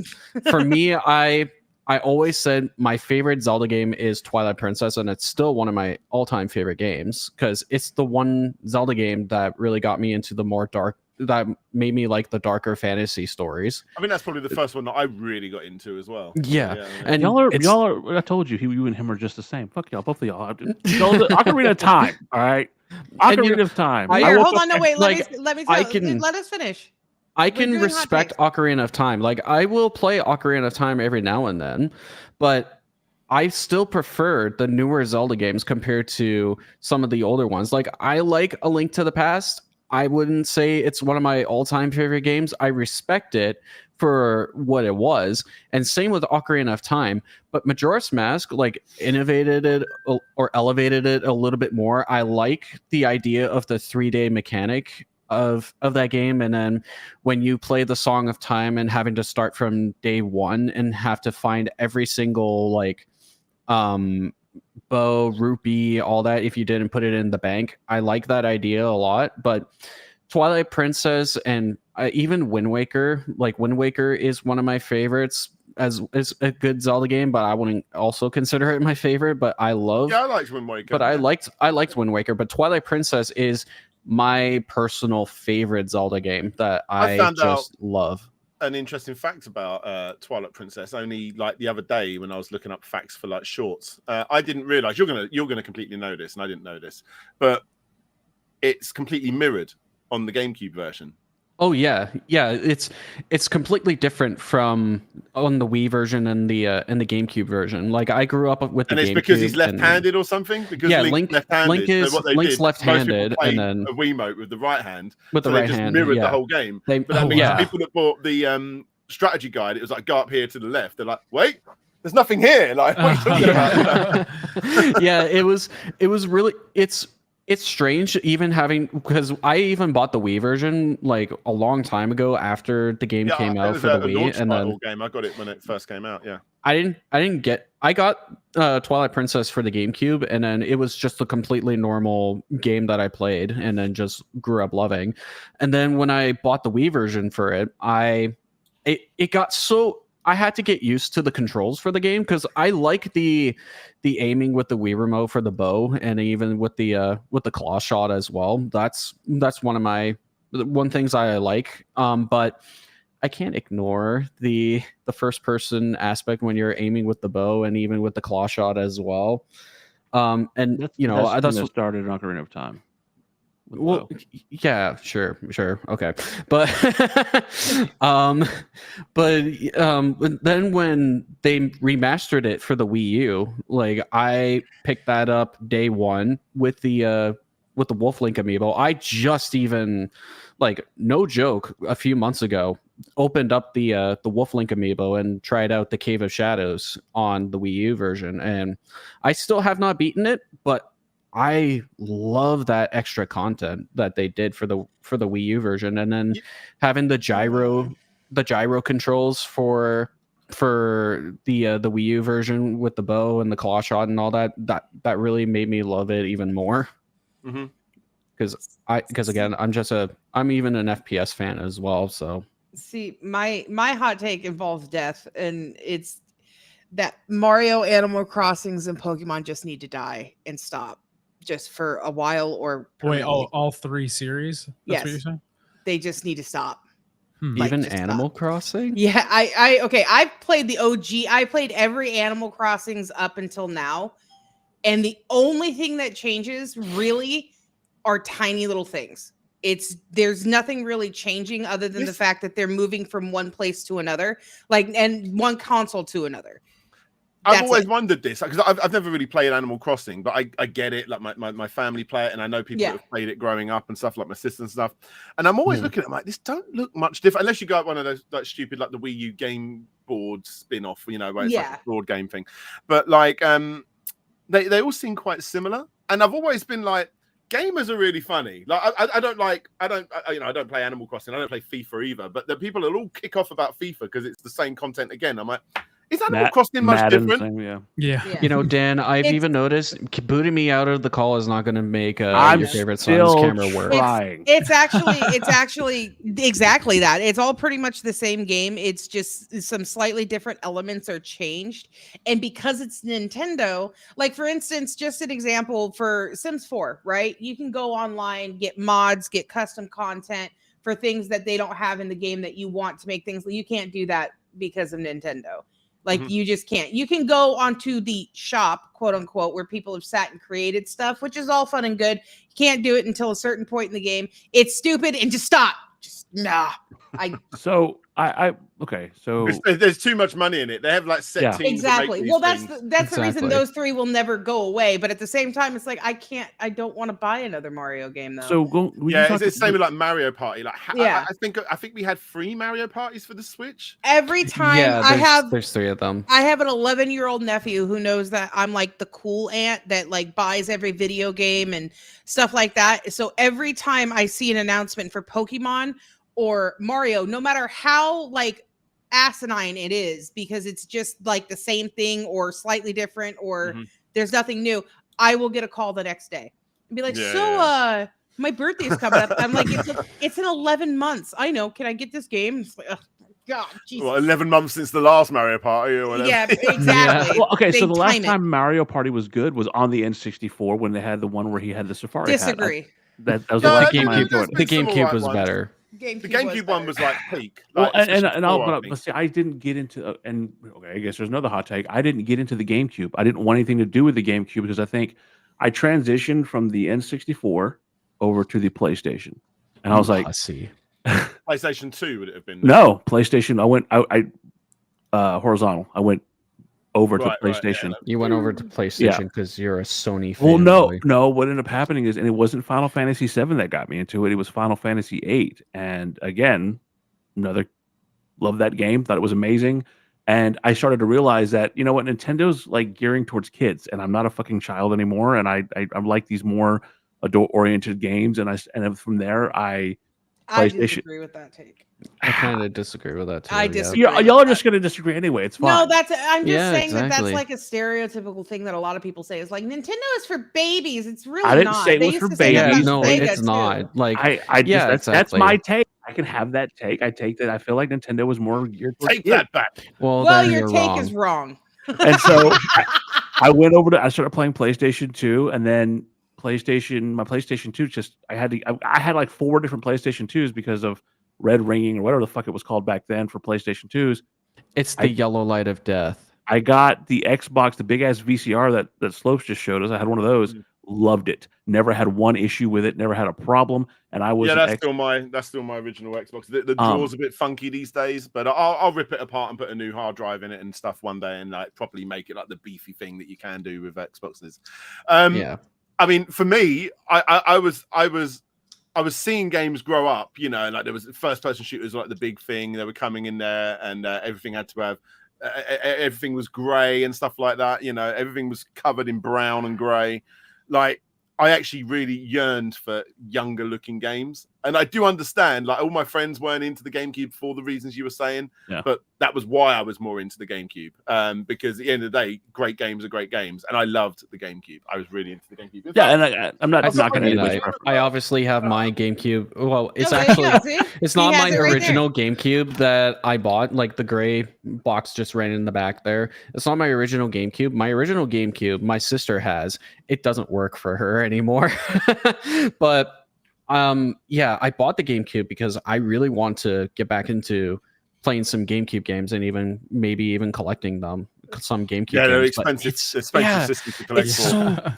so Yeah, fucking Nintendo does expensive, that. and it sucks. You know what 'Cause kills me? And I it's love hard. I It's love hard that to collect system. for because I don't want to be that person, but emulation is better. Than playing And on you the know, like Yeah. I will also say I agree. Like emulation is better, and I'm somebody who even advocates for emulation as well. But there's still that little bit of me that still loves Collector. collecting You're a some of the collector. older There's harder nothing wrong- games, yeah. old hard copy games. You know Yeah, what sucks? I had the original Marvel vs. Capcom 2 on PlayStation, and I lost to time, I guess. But come to find out, it's like worth $190 now if you try to find it somewhere. What the fuck? I Yeah, and had Knuckles Chaotix for the 32X, all box looking pretty, and I sold it for like £300 or £400. So I made good money on it because I bought it for 15 quid like 10 years before or something like that. yeah. But then the next week, Sonic Mania was announced, and it shot up to nearly $1,000. Oh my god. It was ridiculous. It's leveled back down now, but like it doubled in value because Sonic Mania was announced. And I was like, oh my god, 2D Sonic's coming back. What was amazing about that is that was some guys who just made the game, like and Sega liked it. They're like, fuck yeah. I mean, insanity that Sega will not make, even if it's with a different team, like make Sonic Mania 2. Insanity. Absolutely. That is. I didn't even Am I complete the only Sonic one that didn't get Superstars. into Sonic? That's here. I mean, I wasn't a big Sonic. Played, I I've enjoyed only the played never- like I was never a really little into bit Sonic. of Sonic. I- I've never really gotten into Because I do have most of the friends games off here, and all of consistently. them obsess over Sonic 2, and I'm just like, I remember briefly playing Sonic, but it was mainly because my mom got us a Sega, my grandma got us a Super Nintendo, so we had both. But I don't. I remember playing Super Mario Brothers more than I remember playing Sonic. I just never got into it. I completely get that. But I mean, maybe it was like the European culture of it or something or other. But like, it was so like. For me, I think I said this on the last call. I remember playing Mario on the NES, only briefly. A friend of mine had a Mario NES, but everything we played was on home computers. So like, Yeah. they weren't that great games, honestly, going back nowadays. But it was what we had, and I absolutely loved them. And you know, even playing Mario, I just couldn't convince myself that it was better than my Amstrad. When I played Sonic the Hedgehog, and I was like, whoa, no game has ever been this good. And it completely blew me away. 1, 2, 3, and Knuckles, and CD to a lesser extent. Most people like Sonic that one and more. Knuckles. That the innovation of that. I mean, you could add a character or whatever by putting a cartridge on top. I was like, that was the coolest shit in the world. It was nuts. Like, and for me, it was just like, it was crazy. It was so good. Yeah. And what I'll say as well, what they did to market Sonic the Hedgehog in America, they would go to malls and literally bring along with them Mario that had already come out in Japan, the new Super Mario Bros. Game for the Super Nintendo or Super Famicom, and put it up right next to Sonic the Hedgehog and let people, what game do you want to play? And obviously America was like 95% or Nintendo, in love with Nintendo at that point because of coming off the back of the NES. And supposedly people were drawn to Sonic because it just looks so fast and crazy. Blast processing, sir. Yeah, so 90s, radical. Yeah, I mean, obviously, taking nothing away. They're two very different games. Obviously, people compare them because they were like the big rivals, but they play so differently. Yeah. And that's why when moving Mario, 2D Mario into 3D Mario, I would say, even though I'm a big Sonic fan, 3D Mario games crap all over Sonic 3D games. Like... Well, and to be fair, Mario wasn't into bestiality with the fucking Sonic 06. Yeah. I don't know what they were doing in Sonic 06, but they needed to stop. I remember. I got kicked out of this house I was living in with my family, and we were like, wait, Slopes got kicked out of a house? Oh, that's a whole story. It was in the year like 2001, I want to say, and I was going on IGN.com because it was like the only news site I knew about back then, and there was like pictures of Sonic 06, and I'm like, whoa, this looks incredible. Like this is going to be game of the year, game of the century. Look at this. Look at this. Poor Slopes. Yeah. Oh no. But again, didn't still happen. stand by it. Exceptional soundtrack. Like, Oh, yeah, the incredible soundtrack. It just Yeah, makes the you feel soundtrack's really ick, good. and that's okay. I don't feel good about this game anymore. That one was a weird one. It is very strange. I don't know where they were going with it, but they were wrong. Yeah, it's confusing what they did with Sonic 06 back in the It was day. very bizarre. But no, I'm not a fanboy after the 2D games. There's a couple of games that I enjoyed, but my love is for that original trilogy and Knuckles. Yeah. Oh yeah. What you got, Nerfy? Let me see. Hold on. I clicked. But no, off. sorry, I'll go back. Get GameCube. your ticker Bloody scroll loved it. out. Yes, Absolutely GameCube. loved the GameCube. There's so many great memories of that. Even things that I enjoyed playing, like Enter the Matrix, which isn't a great game to play nowadays. It's not it's not great, but you gotta love the Matrix a lot. Yeah, Like, yeah. even, It came out like- at the right time. It had like extra scenes playing and stuff. as playing as two different characters that you didn't really get to see much of in the original trilogy when the Matrix was super big, like Niobe and Ghost. Like that was pretty cool playing as them, and not even playing as in the perspective of Neo Well, during when's the the games. hook about all that? Like, oh my God, see stuff you didn't know about the movie. This is what happened behind the scenes. Yeah, I did expanding like. it. I've got a Yeah. Blu-ray box set of all of the Matrix movies, like the three decent ones. That fourth one was. Yeah, we don't talk Yeah, about I was even going Um, to ask what did you think about the fourth one, Oh, it hurt me so much. Mr. Anderson. You Mr. Anderson?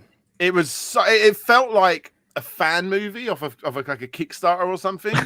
Like, it was so strange. And if it was that, fair play to him. But it wasn't. Like, what is this? Yeah, And then if it didn't feel like that, it almost felt like yes, we'll make a Matrix movie. Stop asking us. Here it is. Have it. yeah. Yeah. Yeah, I think you hit that nail right on the head, because I think they made the fourth movie because they're like, okay, people are demanding the fourth movie. What's going to happen? What's going to happen? Just to shut them up. But for me, the Matrix ended Neo after was 3. dead. Yeah, Trinity was exactly. dead. I was even Let it going to point go. that out too. Neo died. So what are you going to do with the fourth movie when Neo is dead? Look, you're Lawrence going to find him Fishburne- again and Lawrence then bring him Fishburne- back. And Lawrence they didn't bring Fishburne- back Lawrence Fishburne either. No. which is so- Lawrence Fishburne played the role of the guy. If you've ever seen the movie The Warriors, he was basically the guy, the gang leader who goes, "Can you dig it?" That was his role in that movie. Yeah. But yeah, I quite like that game.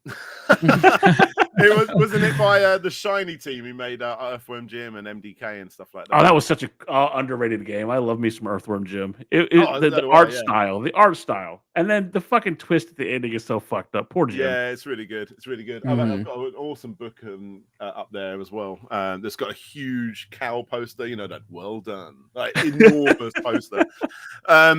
The GameCube, like, obviously got that. I did like. So here's a little story for you. I remember getting Sonic Heroes, like just a demo of it. And I went around my friends who had an Xbox. This is before I had an Xbox. And we put the demo in. It was like from EB or Game or something. And we put it in. And I saw that big Sega logo come up. And then it said, no, it wasn't on that. It was on GameCube. It was something on GameCube. It was like Sega. And then it went down and it went Nintendo. And I was like, oh. And it was the first time I'd seen a Sega game on a Nintendo system. And all my Nintendo fanboy friends who I've been arguing my whole life that Sega's better than Nintendo, and that Sega had just lost the battle. And it was the first time I was in a room with all of them. And they all just looked at me and were like, ooh. They knew I understand they knew it. And I was like, oh. Yeah. It was a pain. It was such a punch in the gut. Go But sit when down.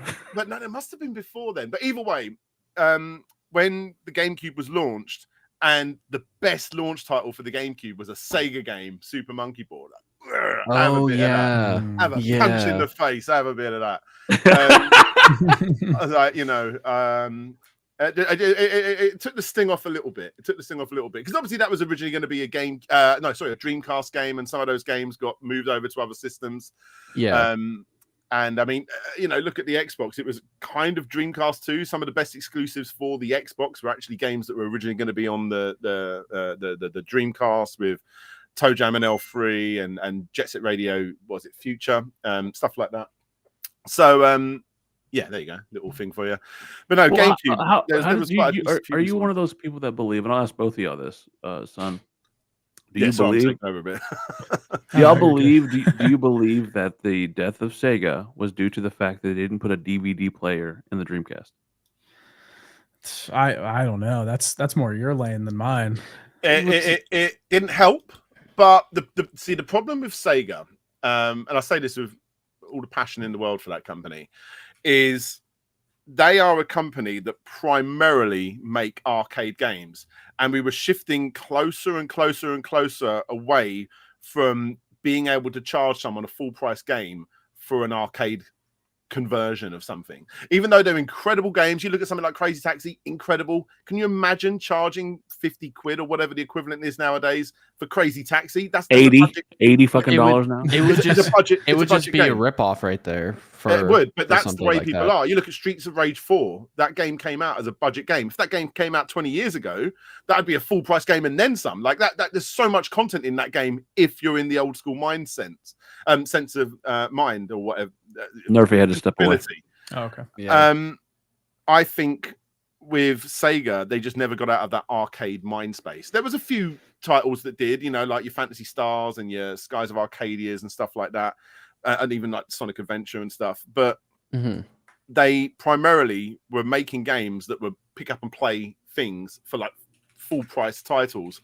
And it took them a long time to get out of that and, you know, realize that the arcade space and the video game, that the home console space are two different markets. And even though you can cross them over, you need to make both. And that was, I think that was one of their big killers. I mean, obviously there's many other things you can do with Sega. I mean, the piracy thing on the Dreamcast was horrendous. Obviously it was nothing but a game console. So even with the Xbox, you can get a remote and play DVDs on that. The PlayStation was a DVD out of the gate. And in fact, if you look back at the best-selling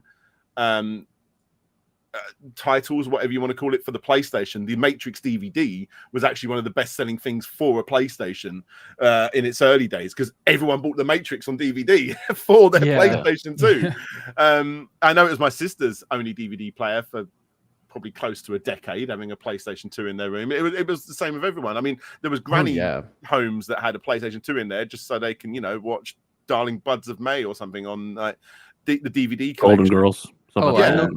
I know, like, growing up as a kid, that was always the one thing that I would do whenever I would go see my dad, because, you know, at the time as a kid, my parents divorced, and my dad, he got the PlayStation 2, and then whenever I would go over to his house and I wanted to watch a movie in my room, he would let me use the PlayStation, and then I would watch a movie in the room, and that would make me fall asleep a little bit, but also just play a lot of some of the other games that I got too, which was one of the consoles that got me into racing games as well. So do y'all think that so speaking of companies not doing what I would consider best for business, Konami, with the way they've really invested in pachinko machines and stuff like that, and stop putting out first class titles, do you think that's going to be the downfall of them? I think that's changing. I mean, I think 5 years ago you could have definitely made that prediction, and I probably was on record making that prediction somewhere. But they've definitely shifted. They've listened to the fans to some extent. I don't know. It's probably not breaking their profits that they're making on mobile games and stuff, but it is making them some money. But I mean, you know, Silent Hill, all the Silent Hill property or titles that they've been releasing, they're you know, making Metal Gear Solid Delta, you know, a bunch of first party stuff has been their focus as of late. So I think they're shifting it a little bit at least. No, yeah, I think you're right, definitely. I've never understood why it's taken so long for companies, all of these retro companies pretty much, especially, you know, people like Konami and Sega and stuff, to realize that there are more than one market. You know, discovering that, you know, you're going to do well with pachinko, that's fine. Go and do that thing, do what you want, but then don't stop making the stuff that's keeping those properties alive. That's what they should do. And it blows my mind that it takes companies so long to work this out. It was like, now, like, you know, again, you know, you've got that there's talks of you got that new Shinobi coming out around the corner. Obviously, Sonic Mania was another example. You know, there's like the new Crazy Taxi coming. When are we getting a Castlevania? You know, all these things. You feel like you're just grabbing them. See, we told you. Don't stop not making these games. You know, you got that Ghouls and Ghosts game. I know it's Capcom, but there's a new Ghouls and Ghosts game. Not new. It's about 2 or 3 years old now. The Resurrection game, but it was a drawback to the classics. Yeah, and it's like, that's fine. Send it off to a super passionate indie team that are going to treat it with so much respect, get a nice revenue share or whatever else, and then continue making whatever it is over here that's making you all your money, whether that's pachinko or like massive AAA games or whatever it is. Okay, well, speaking of AAA games, do you think the loss of someone like Kojima, just one man, do you think the loss of someone like Kojima hurt them so much they can never recover to that greatness? No. Not financially. Like maybe artistically you could make that argument that they'll never make something as like impactful as the Kojima stuff, but financially they're doing fine. I mean, their mobile games make way more money than any of their other games probably ever made, like any of their actual console PC releases. Speaking of that, we're going to have to take a break to show our sponsor, Raid Shadow Legends. Wow, Dan, you just when you couldn't be any more cringe. Oh, Jesus. But yeah, like I think, you know, I'm honestly one of the people that say Kojima leaving was the best outcome for both parties. You know, Konami didn't want to sink more money into his outlandish ideas, which was what he was going to force them to do to keep him around, because that's what he wanted to do. Now he gets to do that on his own, and they don't have to do that anymore, you know? Yeah. Absolutely. So originally I wanted to get you guys together, like we're talking a year ago, to talk about something, but it still holds true now. What is your opinion on the fact that we might eventually one day see someone like the Master Chief in a Nintendo property? Say that again? So there was talks for a long time that Xbox was starting to lend out their IPs. Like, for instance, you have PlayStation and Xbox working together. Like, these exclusives that were supposed to be just for Xbox are now going over to PlayStation and vice versa. What is your thought on the idea that, like, for instance, the Master Chief could end up on a Nintendo property? I think just like that's it's not even an Xbox thing now. It's just the market in general. Like, everything's just becoming so blurred and cross-platform and everything. Like, it's so insane to me that you still have like console fanboys in 2025, because the market hasn't really been like that in forever. Like, what is a PS5 game other than Death Stranding 2 or Demon's Souls remake that I can't play on PC or won't be able to play on PC in a year or two? It's like there's no the loyalty. It just isn't really there anymore because of the way that consoles are developed now, the way that the tech is, the way that PC has sort of enveloped the whole space. I think you're just going to see everything and everything eventually. Yeah. Yeah, it definitely isn't that way with Nintendo, though. Like, that's true. That's true. Yeah. I always forget about Nintendo. It's a really bizarre one. Like, I've got my PlayStation 5, and is what's that 3D platform? Astrobot. Is that on PC? No. Not for me. Like, that's the reason to own a. I mean, obviously, I like those sort of games, but like, you know, games like that, you know, they're worthwhile reasons to buy a PlayStation. And I'm not anti-Xbox, because I've got great memories with my original Xbox, and even the 360. That's probably the system I played the most in that generation. But, you know, I got an Xbox One, and at the end of the generation, I'm like, what did I play on that thing? Like, that's a very fair point. Nothing. Yeah. Absolutely nothing. And I didn't buy the fridge-looking thing, the newer Xbox Series X. I freaking hate how they name it. I don't have two of those right now. But I look at a Series X and I'm like, give me a reason to buy that console, because at the moment there is literally not a reason. And I enjoy Game Pass. I'm not gonna lie. I think Game Pass can agree. Like, I have a Series S hanging out. Like, you can kind of sort of see it right in the background where my GameCube is. I barely fucking touch that thing.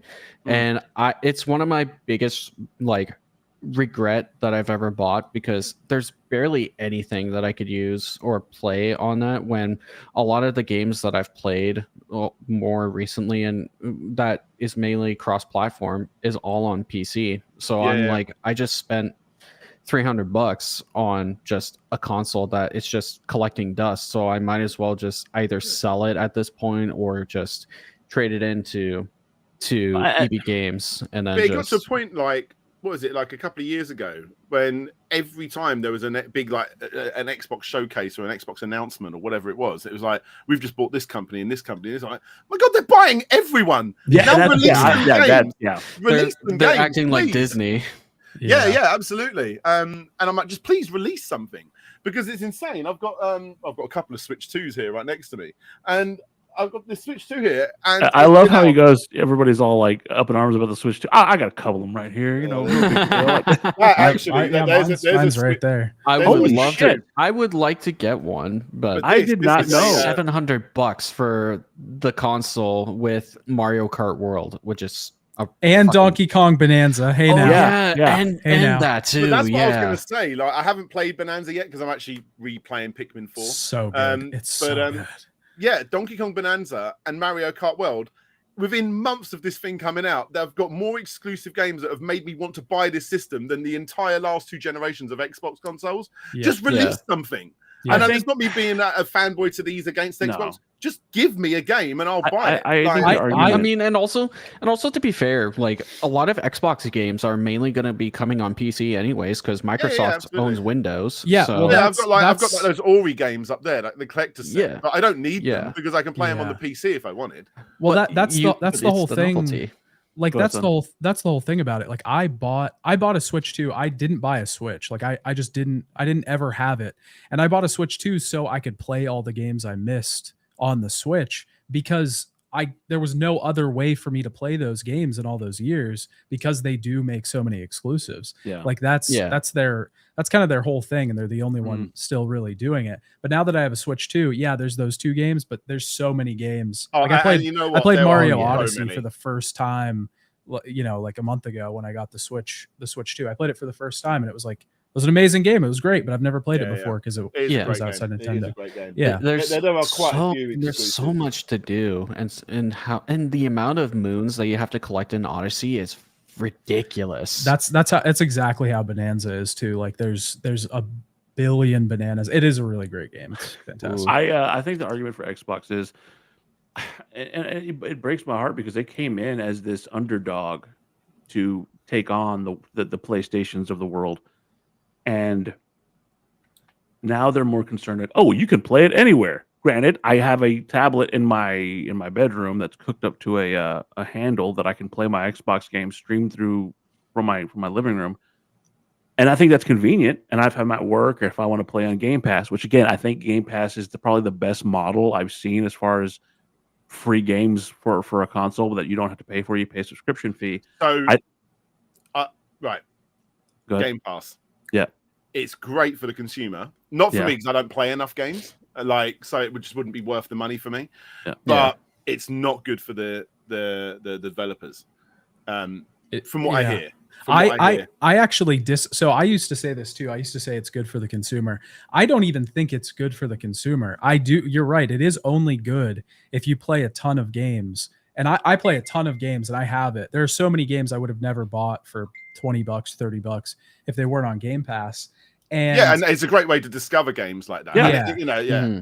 I think it's really only good if you play a ton of games. And I think most people that are getting Game Pass are playing. I mean, I guess you are getting a deal if you play like Indiana Jones or something. You know, that would have been a $70 game, but you got it. Oh, for yeah. 15, Well, I got Elder $20. Scrolls. Yeah, I got obviously. Elder Scrolls for free. And and I mean, like it just depends on what kind of games. And there's a lot of retro games. I sound like such an old man, but like, so, and I used to spend so much more money doing it this way. But I'm obsessed with music as well. But I would get my money from my job, and I would go to HMV and spend like an hour in there. That's like a UK music shop. That's not really a thing anymore. It was also here in Canada too. So. Oh, okay. And then I would like buy music based on record labels that I know and stuff like that. And I'd be really excited. And I would discover these bands. And sometimes when I would discover them, for the rest of my life, I know them. But now with YouTube Music, it's great because I'm discovering bands and music new ways. But 9 times out of 10, I forget about them and they're gone. And I don't remember them anymore. And I think it's I kind of got the same sense from the few times I've played around with Game Pass, that when, you know, I've tried it out when I've got a free trial on it or whatever. Yeah, like I remember, I remember Donut Country. That was quite fun. And, you know, like, but if I had it, I'd fully remember it and it'd fully be part of not just the collection, but like the memory bank. I think this is just old man syndrome coming out here, but that's how I see it. No, you're right, because you're not giving it as much of a chance. If you spend $60 on a game, you're like, I'm gonna try and get everything I can out of this game. But if you just try a game because it's there, you might give it up in an hour or two, or you might just beat the main story and then be. I sit with my kids and I'm like, yeah, mate, try this out, and he would just I'm like, give it some time. But he knows he's got another 200 Switch games to play on there. If he doesn't like it, he'll just go back to playing one of them. Exactly. Well, and I can tell you the perfect example for me was Dragon Age, big fucking Dragon Age fan, and I dropped $90 for like the premium edition because, oh my god, finally Dreadwolf is here. Yeah. Oh god. Oh god, heartbroken. Oh god, my heart was just crushed. I'm sorry. You're playing that game for the last 15 minutes of nostalgia between the Inquisitor and I'm done with it.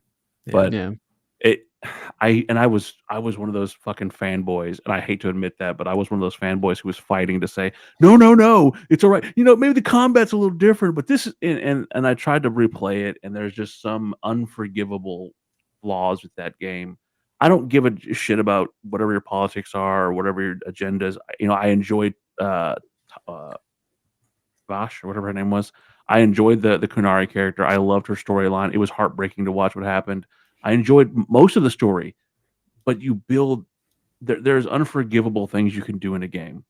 If I do everything, if I break my back to make sure I've done everything, collected everything to get this positive ending, then fuck you. I deserve my fucking happy ending, damn it.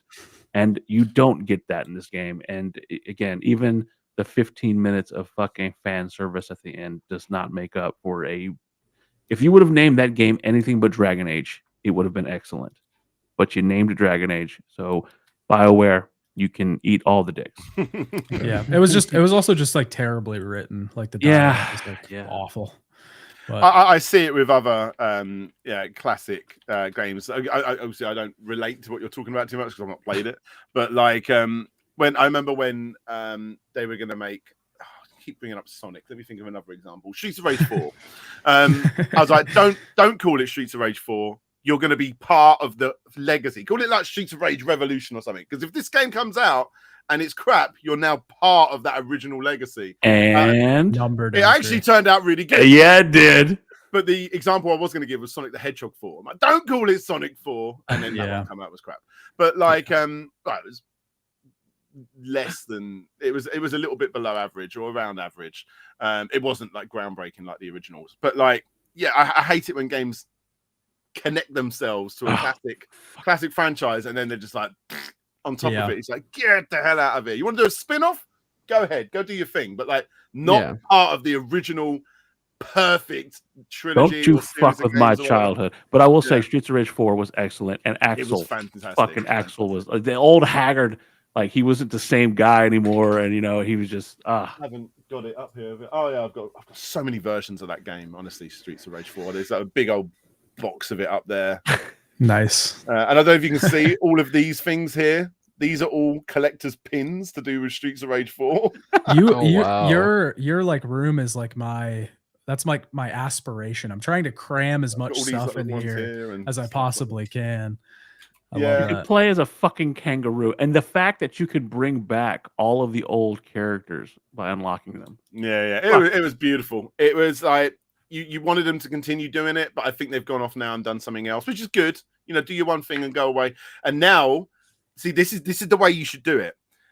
You got Sega are now coming out with Streets of Rage Revolution or whatever it's called, and it's like a 3D fighter. If they went from not making a Streets of Rage game for like decades and then released that, everyone would be like, "Oh, you bastards!" Yeah. But now they've done 4. Given the fans what they want, yes, they can go off and do a spin-off other series without elsewhere, and it's not going to tarnish the original name. Yeah, That's the way you do it.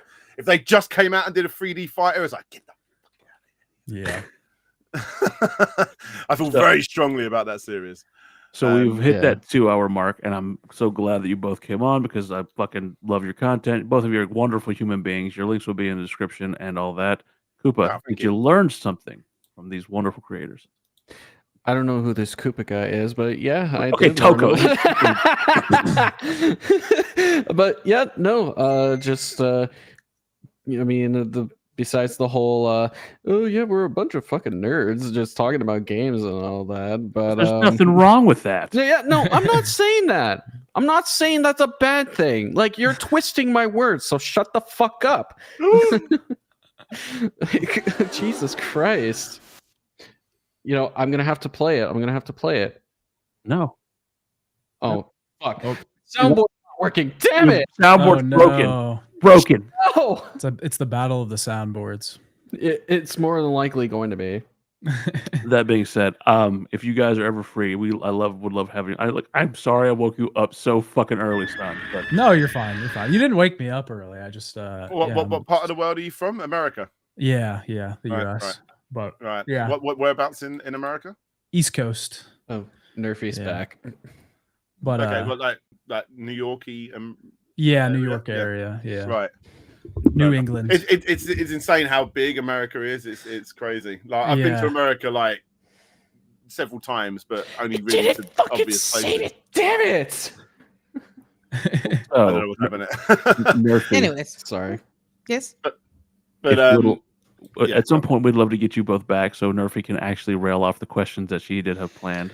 Yeah, I'd Yeah. definitely come back anytime. Been This a was week super fun. planning stuff, and Dan derailed me. I know, Rude he's of such a Dan. dick. I know, isn't he? Such Well, an now ass. you have questions for next time. So Yes. Prepare, And this time I'm going to preparation. prep for both of you because once again, Dan's an ass. I have Sorry about that. No, it's not your fault. Sloppy, none of this is your fault. Trust me. It's Dan. He's also Dan. Yeah, true. That's also very much Dan. Double Dan. Double Dan. Yes. Double Dan. That Desperate. being man. said, this is one of the few times we're actually going to cut out without cutting out like crazy. I'm Dan. That's Nerfy. Toko. My favorite son. Your favorite son. And Slow. And we're out.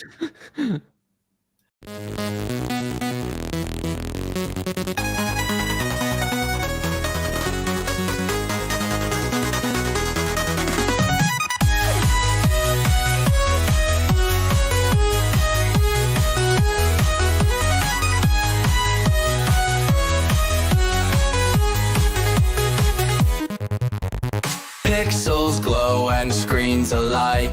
Dorks unite, we'll take this mic. Game on, heroes side by side. In this world we laugh, we ride. Roll the dice and cast the spell. Tell your tales we know so well. Quests await where dorks prevail. In our voices legends swell. Press start, dorks embark. Lights out, we ignite the spark. Gaming nerds will never fade in the land where dreams are made.